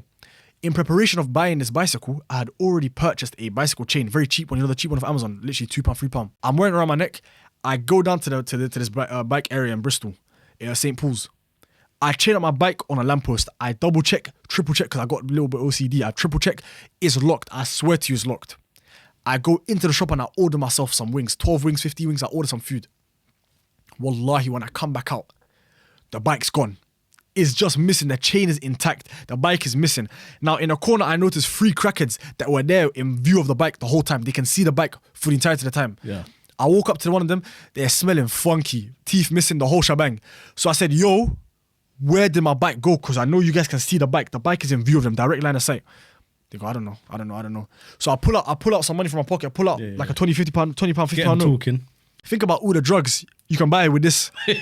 One guy just, his mouth, all of a sudden now he remembers details. Mouth starts just flabbing his gums. He goes, yeah, there's this guy called Mikey. He's called Michael. He lives down this road. He's some black guy, long dreads. He takes bikes and he sells them to crackers, this and that. Say no more. I go down the road, we're looking for Michael. We're looking around. We're going into corner shops, knocking on people's doors, asking where Michael lives. We can't find him. Then one shop owner goes, if you're looking for Michael, he takes the bikes to this one park. There's a park where there's a section where a lot of crackers just gather. They have their tents, they have their whole everything. I go down to the area. Me and my boy, his young brother comes on a scooter. His other brother comes on a scooter as well. We jump out of the car on volts, violence. Jump out of the car, walk into the little clearing, the crackheads. We're looking around and analysing any black bike we see. We're grabbing it, flipping it around. These men are going, what are you guys doing? But I paid money for this bike. Tomorrow my shift begins. I need this bike to go and make money, to make back the money I spent on this bicycle. Yeah. There's no way you're taking it from me. I could not find the bike. We searched for about 2 hours. We cannot find this Michael guy. He must have locked it in his basement, the smelly animal, bro. He's taking a bike. I had to took it on a chin, bro, and I had to run. Next morning, I just run to work, bro, on my own 2 feet. You never got the bike back? Never. He still has it, Michael, little joker. Was it even Michael though? Huh? Was it even a Michael? That's true. I'm basing all of this off a crackhead's just assertion. To be honest, man, exactly. he Not could the have most trustworthy people. He could have just conjured that individual out of thin air, bro. Michael never existed. That's funny. I spent like a year hating on him, bro. My apologies, Michael. He doesn't exist, actually. What? He doesn't exist, bro. I need to be sorry about that. Joke, man. Didn't you like go flying down a flight of stairs as well at one point? You know, out of everything I've ever been through in life, Yeah. that's the one that's shaken me the most. That's the one that's stuck with me the most, and that's the closest I came to dying. This was serious. You actually Serious. could have died, couldn't you? No. It's not a joke. Even to this day, I don't know if you noticed, but when I was telling that story, if you look at me, my body language, normally I'm very animated, I'm very excited when I talk. That one day, there was no excitement behind that story. I was reliving it. I have borderline PTSD. If I see staircase to this day, that particular set of stairs, if I see it, I just get a cold chill down my neck and I just feel sick. And if I hear someone falling downstairs, I could just remember how it felt to be powerless. You're just tumbling, just falling. Like, so we just touched down in Turkey. We just landed. I'm talking just landed, 3 a.m. We go sleep, wake up at midday, or wake up like 2 o'clock, 3 p.m. My mom, she's out running errands with the person who's helping her around. We're exploring our area, saying, you know, it's a good idea to go and see our environment. We get there and we get to this massive set of outdoor staircases. Now, the reason they exist is because the area we're staying at, it's got a lot of hills. Right. And in the wintertime, you can't climb these hills. It's covered in ice. So they build stairs, put some salt on the stairs. Now it doesn't freeze up. So if you want to get up the hill, go up the stairs instead. Makes sense. Now, the biggest one we counted ever was 80 steps. 80 steps. It was about 6 stories, from 6 stories down. Oh, wow. But the one we were using for our little shenanigans was 60. For reference, it's not a steep angle, but it goes about 3 stories. So if there was a building, it will be from the ground floor to 3 stories. That's the vertical height of it. Still quite high. Very high. So we're sliding down. It's November. It's end of November. I think it was 28th November. We're sliding down. And then naturally our hands are getting cold. If you've slid on stairs, you're holding on with your hands. That's your braking So you're system. holding onto the railing. rails. Exactly. But because it's winter and the rails are made out of metal, it's conducting the cold. All the heat's leaving my hands. Oh, okay. So now my hands are freezing. We don't have gloves. We don't have nothing. So my genius idea is I roll up my sleeves like this to kind of protect myself from the cold. But now I've eliminated all friction between my hand and the banisters. So how do I brake? But that's something I didn't realize until I was on the staircase, moving down at 40, 50 miles per hour. I'm now sliding. I'm getting to halfway. But one thing about me is when I'm in a situation, I accept that this is the way it is. You get it? I've done what was done is done. Let me find a way out of it now. So eyes are on the bottom of the staircase. When did you clock? Like halfway through, at the start? Right at the start. You know, as soon as you get moving, you kind of hold on, let go slowly, and then you kind of brake, and then you slide. Right. That was my system. Yeah. But I couldn't brake. So as soon as I got on, it was too late. You get it? I was moving about, like, if I tried to stop, I'll fall down the stairs from the very top. So I said, at this point, I have one choice. My only course of action is to get to the bottom. And when I get to the bottom, just roll. I might hurt myself. Sounds like a good idea. Yeah, I said, just be careful. Now, I've been doing it my whole life. I'm a veteran when it comes to this business. So I was confident. I'm there sliding, I'm going fast. And then there's a branch. There was a branch that was kind of overhanging, but it was kind of high up. And a clump of snow at that moment, divine intervention, a clump of snow falls off the branch, is actively snowing, falls off the branch. And it falls off the top of the tree, onto this branch, puts it in my path now. Plan's dashed. So now I'm saying I have to avoid this branch because at this speed, it will just cut my face open. It was icy, it was a hard branch. Let me get out of the way. I lean forward, my legs, they go backwards as a counterbalance. But 60 steps, you can't just have one railing at the top, one at the bottom. You're going to have banisters, railings, connecting it to the ground at intervals. Right. And at that exact moment, while I'm trying to recover from my head forward, legs are back, I'm trying to recover. My ankle smashes into one banister. Now, I'm feeling pain in my right ankle. I'm feeling insane. I go flipping sideways off because I hit it like this and I go sideways off. And my first point of contact is right here, the base of my neck. I hit the ground. Everybody says, you know, your life will flash before your eyes. Yeah. Fake. Wallahi fake. In my experience, everything was frozen. I'm upside down. I land on my neck. I'm looking up the stairs between my legs. And I lock eyes with my younger brother and I see him doing this. Well, like slow-mo. Slow motion. He was frozen. And I was, in that moment, you know you have certainty in your heart. The way if you ask me, is God real? I'll say yes. That same certainty. If you ask me, are you going to die? I said, today's my last day on earth. I'm finished. hit the ground, I bounce. Second one, I land on my right side, pain explodes my hip. Oof. Boom. I hit the ground 3 times in 30 something steps. 3 times. And I'm crumpled at the bottom, crumpled. I'm trying to, when I'm in So you didn't hit a lot, so you must have been doing some... serious airtime. Serious. And that's where the feeling of powerlessness came from. Because normally, you're in control of your own body. I could do nothing. I was just and my younger brother, he described that as saying, a rag doll. Yeah. Imagine throwing a doll, just throwing it downstairs. Just your limbs were out of sync, just flying down the stairs. And I landed on the ground. I'm bruised up all over here. I have a cut. I've got skin off my forehead. I've got a rock embedded in my skull. My hips, I cannot feel my legs from my right hip downwards. I can't feel my right leg. I'm in so severe pain. My younger brother, he's 12. He's dragging me up the stairs. Get back to the house. My older brother takes one look at me. He goes, "Why is this idiot got himself into this time?" He lays me down. He cleans off because there's debris and snow in my wound. He cleans it off, and it's like a rock like this. Pulls out the rock from my forehead, and I just pass out. I'm gone, unconscious. And then I wake up several hours later. Mom, she's back, and she's just grilling me, flaming me, saying, "This kid here, we're in a new country. He's there sliding downstairs." And then she's checking my back for internal bleeding, any kind of discoloration. I'm looking good. I know it doesn't seem like I broke anything. Go back to sleep, and I wake up that night. Go off to the bottom. I'm desperate for the toilet. I'm not feeling hungry. I'm just a bit of thirsty. I drink some water, and I stumble over to the toilet. And when I urinate, there's blood coming out of my urination. No. And I told myself, if this continues for another 2-3 days, then I'll tell my mom, because she's already mad at me, bro. See how kids' judgment is whack. I said, I don't want her to get more mad at me, so I'm going to hide the fact that I'm pissing blood. I'm going to hide it from her. And if it continues for like 3 days, I'm going to tell her then. That was the closest I've come to dying. And I walked out of that with no broken bones. But to this day, my shoulder will still click random positions. I would have gone straight to the A&E, man.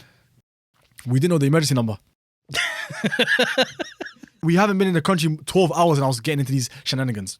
We don't know the hospital. We don't even know how to say hospital in the language. By far the dumbest thing I've done in my life. By far. In my opinion, out of everything I've done, that was one of the stupidest. That was the scariest and the closest I came to dying. By far. So if that's the worst, then what about you? What was you on a bonnet of your friend's car? I'll leave it up to your judgment. I'll give you the details and you decide which one's worse. But this one, I think purely because this one happened when I was old. I was 21 doing these activities. So we're doing a little road trip. We're doing my friends come to visit for holiday. Some of them are outside the country. There's someone in the country. We're doing a little road trip. We grab a rental. We're driving around the country, just enjoying ourselves. Yeah. And then there's a hammam. It's like a giant outdoor bath. Very hot, beautiful. So we say, let's drive down there. It's a way away, like 2 hours drive. But we say we'll take the scenic route. Instead of going on the motorway and making it boring, we'll drive through the mountains and enjoy ourselves. We're taking pictures, lovely pictures, and then we're going through these areas, taking pictures, taking turns driving, just enjoying ourselves, eating. And then our policies when we're on holiday, keep a ball on you at all times. A ball? A football. Because you never know when you're going to rise an emergency ball sesh. So everyone has shorts and you have a football in the car, in the boot of the car. So we say we're in a location, there's a little valley. In between two of the mountains, there's a valley. Beautiful area. So we say, let's drive down into the valley. We're going to have fun down there. We're playing football, just kicking the ball about. And then we're lined up. The car doors are open. We line up in like a little pentagon, doing 2 touch, 1 bounce, the whole everything. You get it. And then bear in mind, I don't have a license. I can drive. I've been driving since I was 15, but I don't have a license. So on this road trip, unless we're in like a very abandoned, on an M-way between 2 cities, I don't drive. I don't drive inside cities, which is boring. You get it? Yeah. So I said, this is an opportunity for me to have a bit of fun with myself. I haven't been driving long.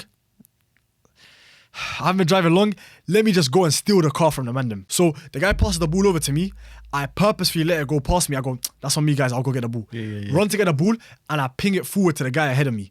Now everybody's eyes are focusing on this football. They don't notice that I've entered the driver's side of that car. Right. I've put the car in gear, start the car in gear, turn the ignition, and I'm driving off now.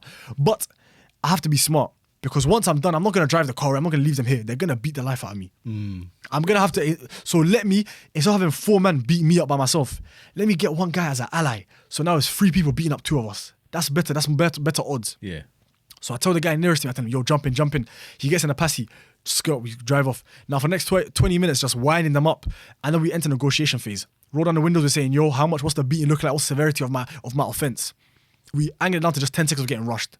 So we get in the vehicle, them and they rush us. Now we're lined up in a car. I'm behind the driver. My fellow prisoner, he's behind the passenger seat.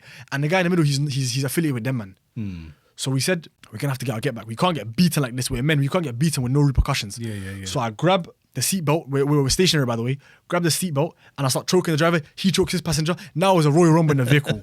Somehow I end up outside of the vehicle. I'm wearing jeans, so I take off my jeans. I take off my belt, and I just start lashing that driver, whacking him, delivering beatings upon him. He's kind of angling. And this is how I know bro's been beaten severely in his life, because he catches the belt mid-air in the palm of his hand, catches it, yanks it out of my hands. Now the tables have turned. I now have to do dash. I'm running, panic and dash, I'm running. When we get sufficient distance away from the vehicle, he looks at me, he goes, yo, you messed up. I'm thinking, what's this guy talking about? He turns back, says, man, get in a car.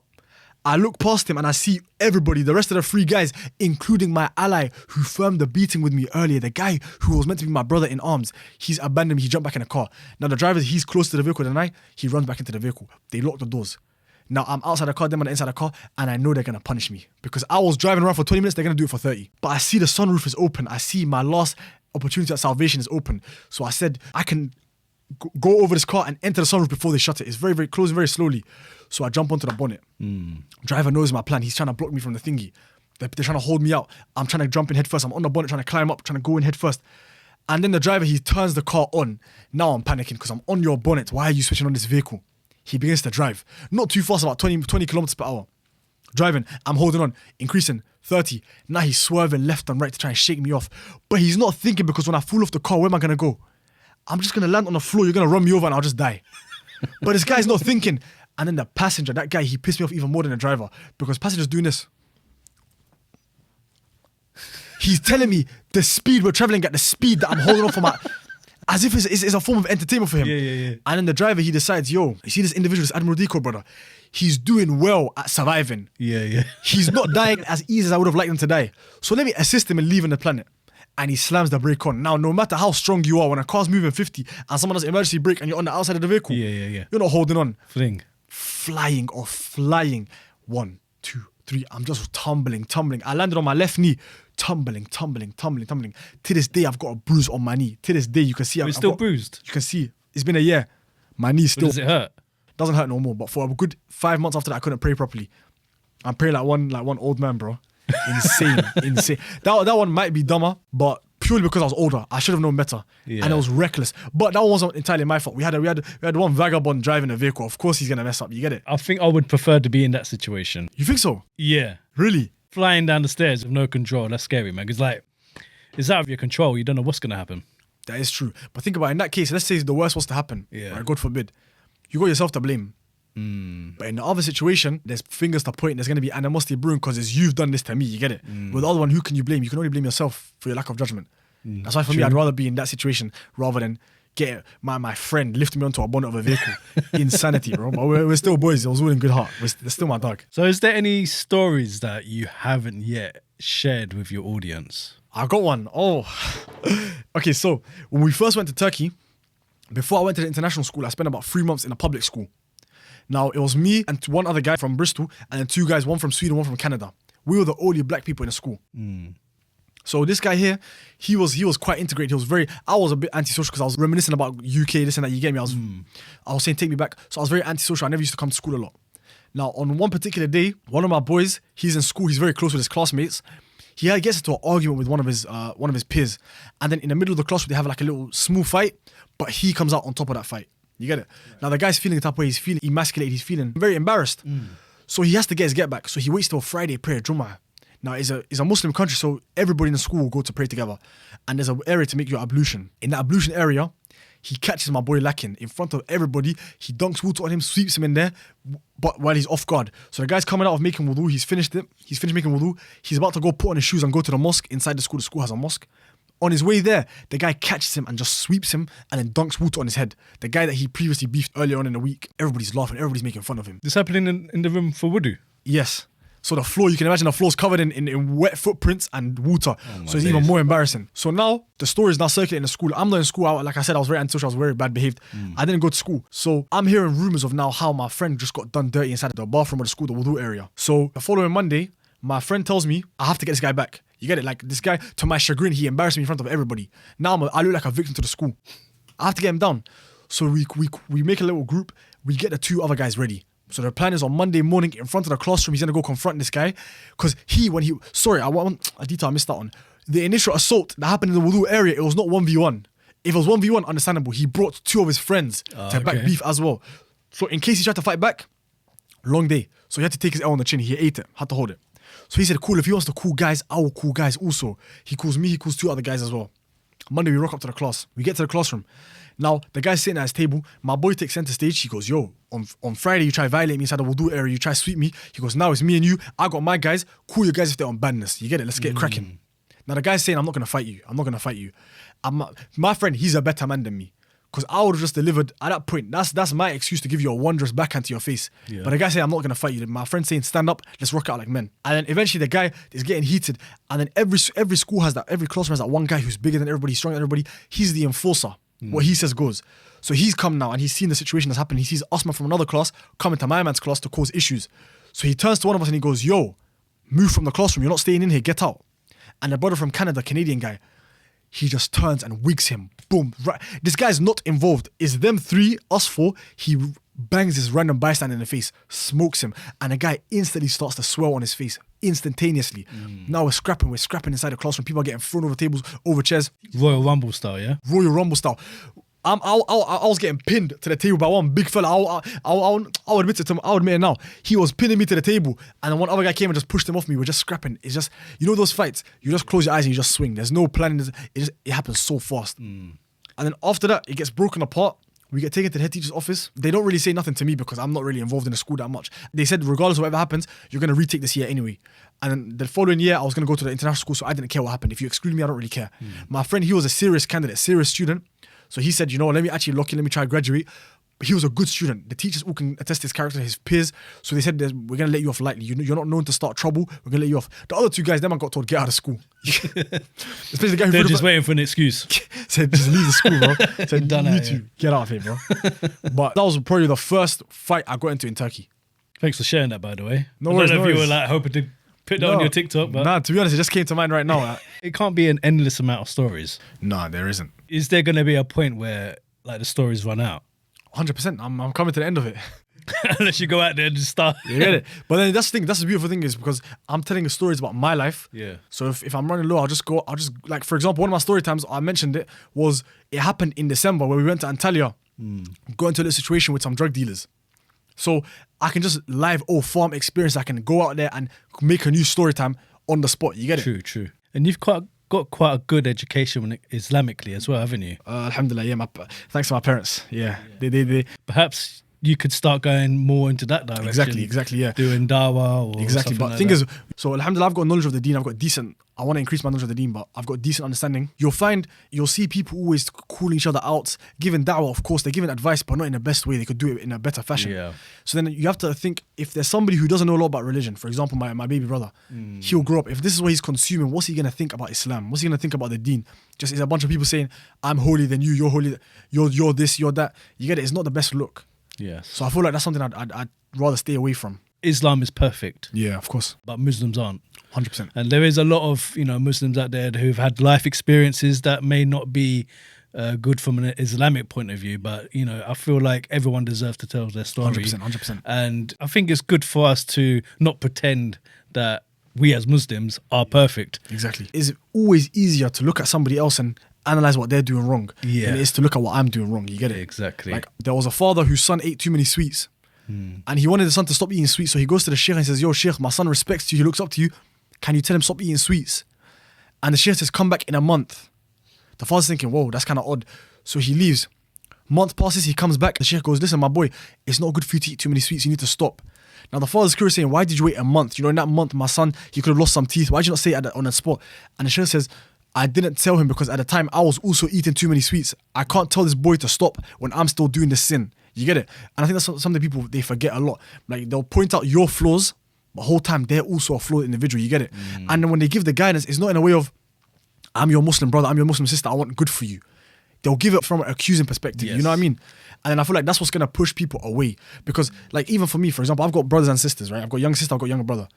The way I speak to my younger brother regarding something to do with Islam is not going to be the same as the way I speak to my sister. You can't do it the same way. Everybody's different. Some people, I take guidance, alhamdulillah, in a harsh way. If you want to give me something, you call me out on it straight. That's the best way. I don't learn with soft, you know what I mean? Like suggestions saying, brother, I think you should do this. You tell me straight, look, you're doing this and it's wrong. That's the best way for me to interpret da'wah, guidance. When someone's giving me advice, they tell it to me straight. But there's other people who, when you tell it to them straight, they cannot handle it. They don't process it. So you have to accommodate everybody, each individual person's characteristics. Exactly, because we're all different. Yeah. As you said earlier, that's saying in Somalia, Yeah. about the 10 fingers, Yeah. we're all different. I think Twister Cheese said something similar Exactly. on his podcast. And like with Twister Cheese, he's had his life experiences. He's lived quite a tough life, upbringing.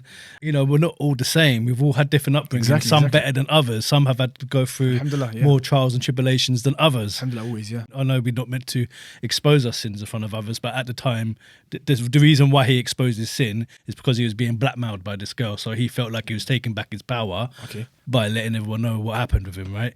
It's quite sad. I've noticed it a lot. Muslims trolling in comments. It's very sad, yeah. Obviously, if there's something you believe that a brother needs help with, Yeah. you're supposed to go to him quietly, say, brother, it's not like this. That's the hard route. That's the harder thing to do. I'm going to speak directly to the camera, yeah, like with Twisted Cheese. You lot are worse than him, yeah, because he's just talking about his own life experience. If he's done something wrong, he will go to Allah and he will ask for forgiveness. But you lot, you're just attacking a man, backbiting him, so you're creating your own sin. In Islam, it gives us outlines for everything. It tells us how we should go about everything. There's no walk of life that Islam hasn't covered, even though the Quran and Hadith, and it was 1,400 years ago, it applies to us today. You get it? And everyone wants to take the easy way out. So it takes more character to go to somebody and give them advice in a good way than it is to point and say, you're doing this. And you find it everywhere, all over. You find that any Muslims posts, go in their comments, you'll find people just pointing fingers at them. And I don't think that's the best way to go about it. And sometimes they're completely wrong. I've had comments in my videos where people are saying, oh, that's wrong. It's actually like this. But actually, they're wrong, completely wrong. Exactly. So be sure you know what you're talking about when you try to correct people. And even if you're saying the right thing, right message, wrong delivery, there's ways to talk to people. There's ways to give advice that people will accept. In our core, we're Muslims. We believe in God. We want to obey God's commands. But if you see, for example, a sister saying that she struggles with wearing the hijab, there's nuance to every person's story. Even though you're 100% correct, you're in the right. Your stance is correct. You cannot say it's a command, you have to do it. Because there might be a reason. You have to understand behind why she feels this type of way, for example. Even a brother who's struggling with this and this addiction, for example.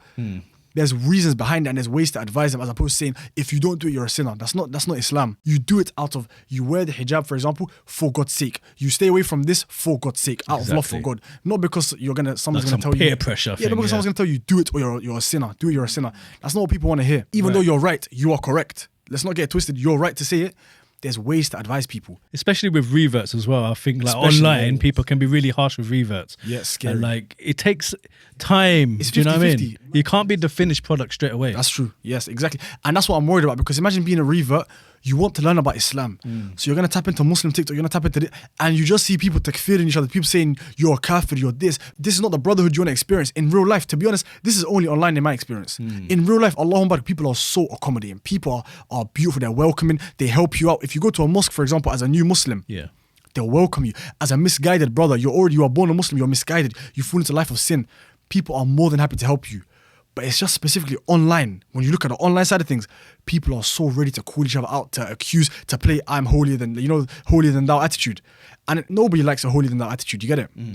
Even though you're right, there's ways to advise, there's ways to say things, especially online. It's crazy, innit, the online world, because in person, on the street, we as Muslims would never act like that. We would never start trolling people on the street. Not a single person would. Do you know what I mean? But online, people become different beasts. It's because there's no accountability online. We're all representatives of Islam. No matter anybody who's Muslim, anybody who wears a hijab, anybody who wears a thobe, you're a representative of your religion. Yeah. So what you do, what you say, whether online, offline, people are going to associate that with your religion, even though it's wrong. Like you said, Islam is perfect, Muslims are not. Yeah. But that's not how people are going to see it. They're going to see Muslims as followers of Islam. If you as a Muslim are doing this thing, they're going to associate that to Islam. So you have to be you have to be conscious about how you're behaving, how you're talking to people, what image you're putting out there, because you're representing your faith at the end of the day. We need like an online Muslim etiquette. Yeah, someone who, because we know how to behave as Muslims in real life. Street. Exactly. But is there anyone teaching the youth how to behave online as a Muslim? No. I think there's a distinct lack. The saddest part is a lot of these people who you see trolling people in the comments, shaming them for their sins, all this stuff, are young people. That's the sad reality. You're not going to find a 25-year-old, 30-year-old educated Muslim man, Allahumma barak, or educated Muslim woman who's graduated at the University of Medina with a degree in Islamia. You won't find them in comments trolling people. It's always the younger people who maybe they've just now started to learn about Islam. But then the way they're utilizing what they've learned is not in the best of ways. And then they're going to influence other people, because you might be knowledgeable, and alhamdulillah, we all look up to people with knowledge. But when you have someone who's knowledgeable but they're misguided, that's what becomes the issue. Because now imagine seeing 20 young boys see him, A knowledgeable brother who's quoting Quran, quoting Hadith. He has good understanding of Islam, but he's not applying himself correctly. He's shaming people, humiliating you for your sins, calling you out. He's not giving you advice in the way you're meant to be doing it Islamically. They're going to say, yo, this brother, Allahumma barak, he's a very educated guy. What he's doing has to be right. It cannot be wrong. And then they're going to copy the same thing. And now you got 20 young people who are going to go into other people's comments and do the same. There is an issue nowadays with people, I don't know what you think, but people kind of idolizing scholars and idolizing speakers, taking their word for... As opposed to doing their own research. Going to the Quran first. I think there's a sign of Yawm al-Qiyamah, you know, is the lack of education. Ignorance is going to spread. Even though everybody can read and write, people will still be ignorant. Because it's easier, like I said, it's all about ease. We're a very lazy generation nowadays. Instead of going and doing your research and reading Quran and understanding and reading tafsir by official scholars, it's easier to search up on TikTok. Whoever's got the algorithmic support. You see what I'm saying? You'll look at the video, let's say it's got 100k likes. 100,000 people have liked this. I'm assuming they're Muslims. Must be right. It must be right. And that's easier for you. And then whatever he's saying, no matter how right or wrong, you're not going to have your own opinion. You're just going to parrot, you're going to regurgitate what you see online.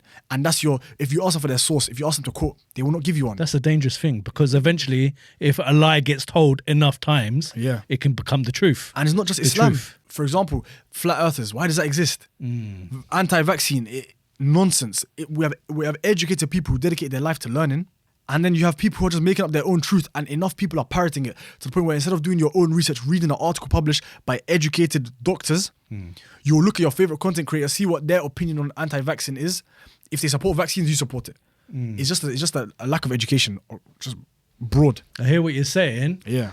There have been doctors, though. I won't mention what happened in 2020. You know what I'm talking about. But there were doctors that were being silenced on platforms like X. That is true. Yeah. So I do agree with like the old school like vaccines, you know, your polio and all that. 100%. You know, if you're not giving your kids those sort of vaccines, we've seen the spike in children getting sick. If you look at Texas, do you know what I mean? A kid died from measles. Come on, now we saw that problem like 50 years ago. Yeah. No reason why, you get it. But yeah, I do understand. I do agree with you on it's good to do your own research. Like I said, I'll be the same. If I'm here saying you have to read the papers, do your own research and understand yourself. There's a lot of deception nowadays, bro. I don't know what you think. Obviously, you're entitled to your own opinion, but a lot of people think we're living in the end of times. And I always ask, you know, my Muslim guests, do you think we're living in the end of times?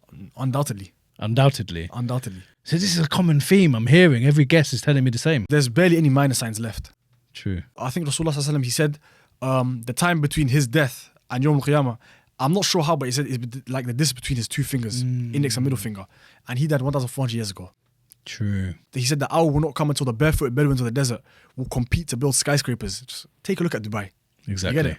So many minor signs are passing. Killing will become so commonplace. 50 years ago, 20, when I was growing up, if somebody died, it's all over the news. If somebody got stabbed or shot or a kid died, people be outraged. They'll say, subhanAllah, that kid died. Now we hear about a stabbing. Desensitized. Nobody cares anymore because killing is so normalized now. It's a sign of end times. Bloodshed, the person killing and the one doing the killing and the one being killed, neither of them knows the reason. Just look at postcode wars. If you ask him, why did you stab this guy? He doesn't know. He just knows that maybe his older brother had beef with this guy's older brother. And now they were raised, groomed to hate each other. In my opinion, there's barely any minor signs left. We're living towards the end of times. Do you know what minor signs are left? Is it the Euphrates River, isn't it? Yes. That's drying up. Yeah, and they're finding gold already. And they found gold? They're finding gold nuggets already in the Euphrates River. It will dry up to reveal a mountain of gold, and there'll be so much bloodshed over that river. Fight over it. And Rasulullah, he forbade any believer, any Muslim from even touching that gold. I got to Google that. Yeah, just double check it out. And there's also the Arabian desert, Arabian Peninsula, lush with life again, greenery. I think Imam Mahdi might be the final minor sign. Some people say is the first major sign though. He's like the bridge. Yeah. Officially, I think minor, but the bridge over to the major signs. The Dajjal and then Ya'juj Ma'juj and everything is going to come one after the other, like beads falling off a necklace. I'm just getting up the minor signs. Do you know any good ones off the top of your head? Fornication. It will happen in the streets, like donkeys. If you go search online, OnlyFans, bro. You'll find people doing it on a bus, on a train. Yeah. You get it? Like you'll just see, like, for example, clips of people being arrested for public indecency. And then you look at the footage and it's them just in the street like animals. It's crazy, bro. You get it? There was another one. Women will be dressed, but they're not dressed at the same time. Like their garments will be so tight, but you can basically see everything like they're undressed. Even some of the sisters, bro. they're wearing the scarf on their head, but then you can see everything. Exactly. Just walk into a gym. True. They're clothed, but they're not clothed. Yeah. So there's a lot of minor signs already passing that I've already passed, to be honest. Wasn't there one as well that people would talk to their family, they will communicate by a device on the thigh or something? I'm not sure about that one. I heard that one, but I don't know about the validity of that one, to be honest with you. I haven't done research on that. Loss of trust. Yes, the lies will be believed and the truth will be crowned as liars. That's a big one as well. That's happening right now. Look at politics. Just go look at politicians. Look at what's happening in Middle East. Just go look at politicians. Yeah. Just look at them. I mean, all of this stuff was already foretold by Rasulullah Sallallahu Alaihi Wasallam. You get it? So it's sad, of course, but it's not surprising. I think we should just focus on uniting as a ummah. But we will never be truly united until Imam Mahdi comes. That's already been foretold. But just do what we can in our communities, building a safe space for us to have children and for them to grow up in the deen, be educated, be ready. You get it? Although you can never be ready. I've interviewed some guys who believe someone is Mahdi. But when I was like researching into the eschatological side of Islam, right, what I realized about Al-Mahdi is that he'll emerge in Medina, right? Yes, and he'll take refuge in Mecca. A man will emerge from Medina. An army will be sent after him.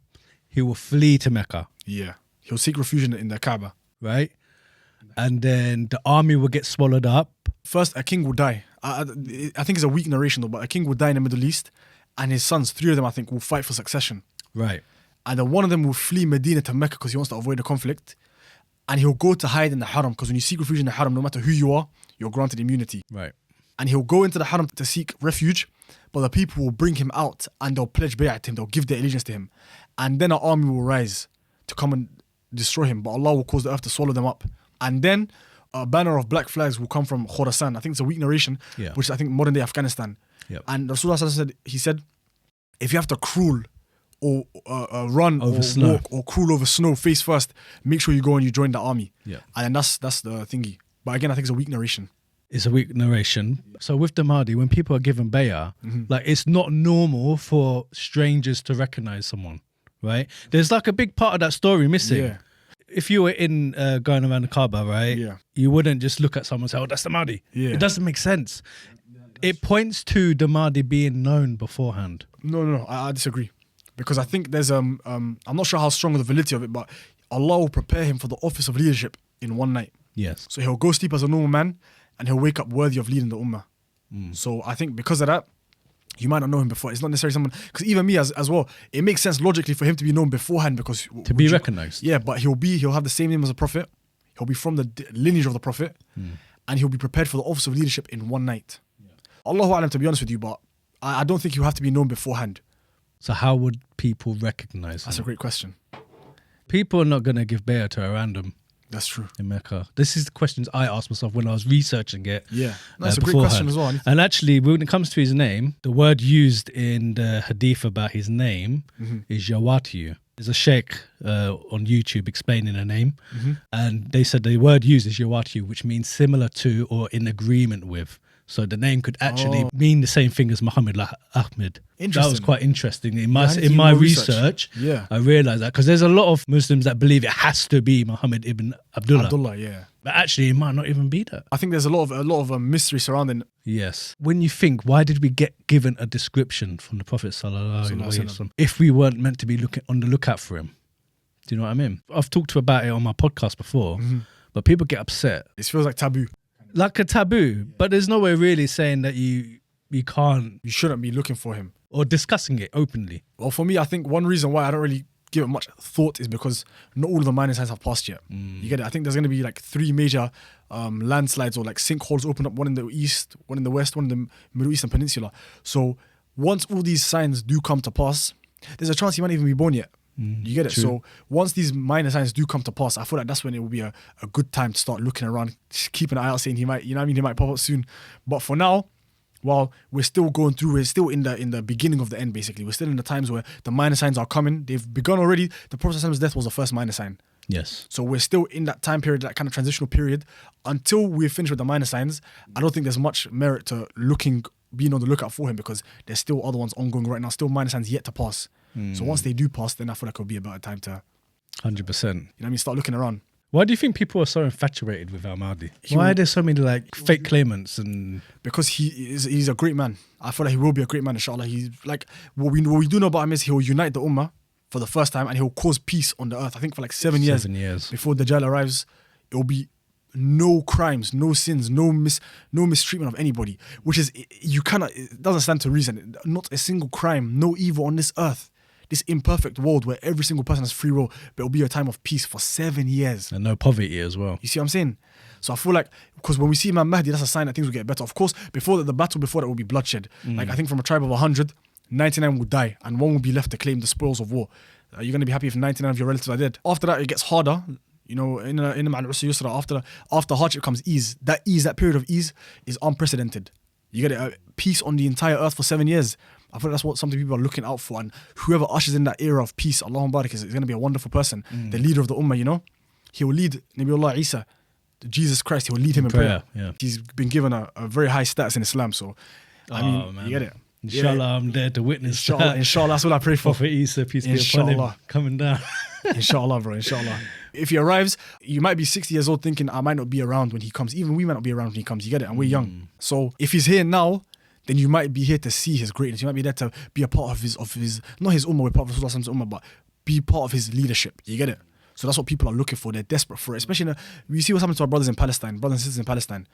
So that will come to an end once he arrives. So people want him to be around. That's why I feel like that's the infatuation with him. The more corrupt and evil and unjust this world gets, the more people are going to look to a savior. I think like the ummah is suffering from sort of like a combined trauma at the minute. I mean, yeah, because remember, the ummah is one body. When one part's hurt, the rest of us are hurting. You get it? Yeah. Like, even though we're living our life here, we can't live in peace because Muslims are being persecuted everywhere, especially in the Middle East. Our Prophet taught us best. When one part of our body's hurting, the whole body's hurting. And the Muslim ummah is like one body. It's very true. Yeah. Because when you don't have faith, you become very individual and... Exactly. Yeah, as long as you're all right, it doesn't matter what's happening. But as a Muslim, if we see injustice happening to our brothers and sisters, exactly, we all feel it. Even to other humans, where you see evil, you're meant to take action. If you can't take action, you speak out against it. If you cannot speak out against it, you hate it in your heart. That applies to all evil. But I feel like one thing you touched on is antithetic to our nature to be individualistic creatures. We cannot be. It's impossible. Because Adam, our ancestor, he was in the Garden of Paradise and he was lonely. Can you imagine that he was in Jannah and he was wanting for things? Jannah where you will never wish for anything. He was not satisfied until Allah made him a partner, Hawa. So we cannot exist by ourselves. That's why we have to be capable of empathy. We have to be looking to help our brothers just our brothers and sisters in humanity.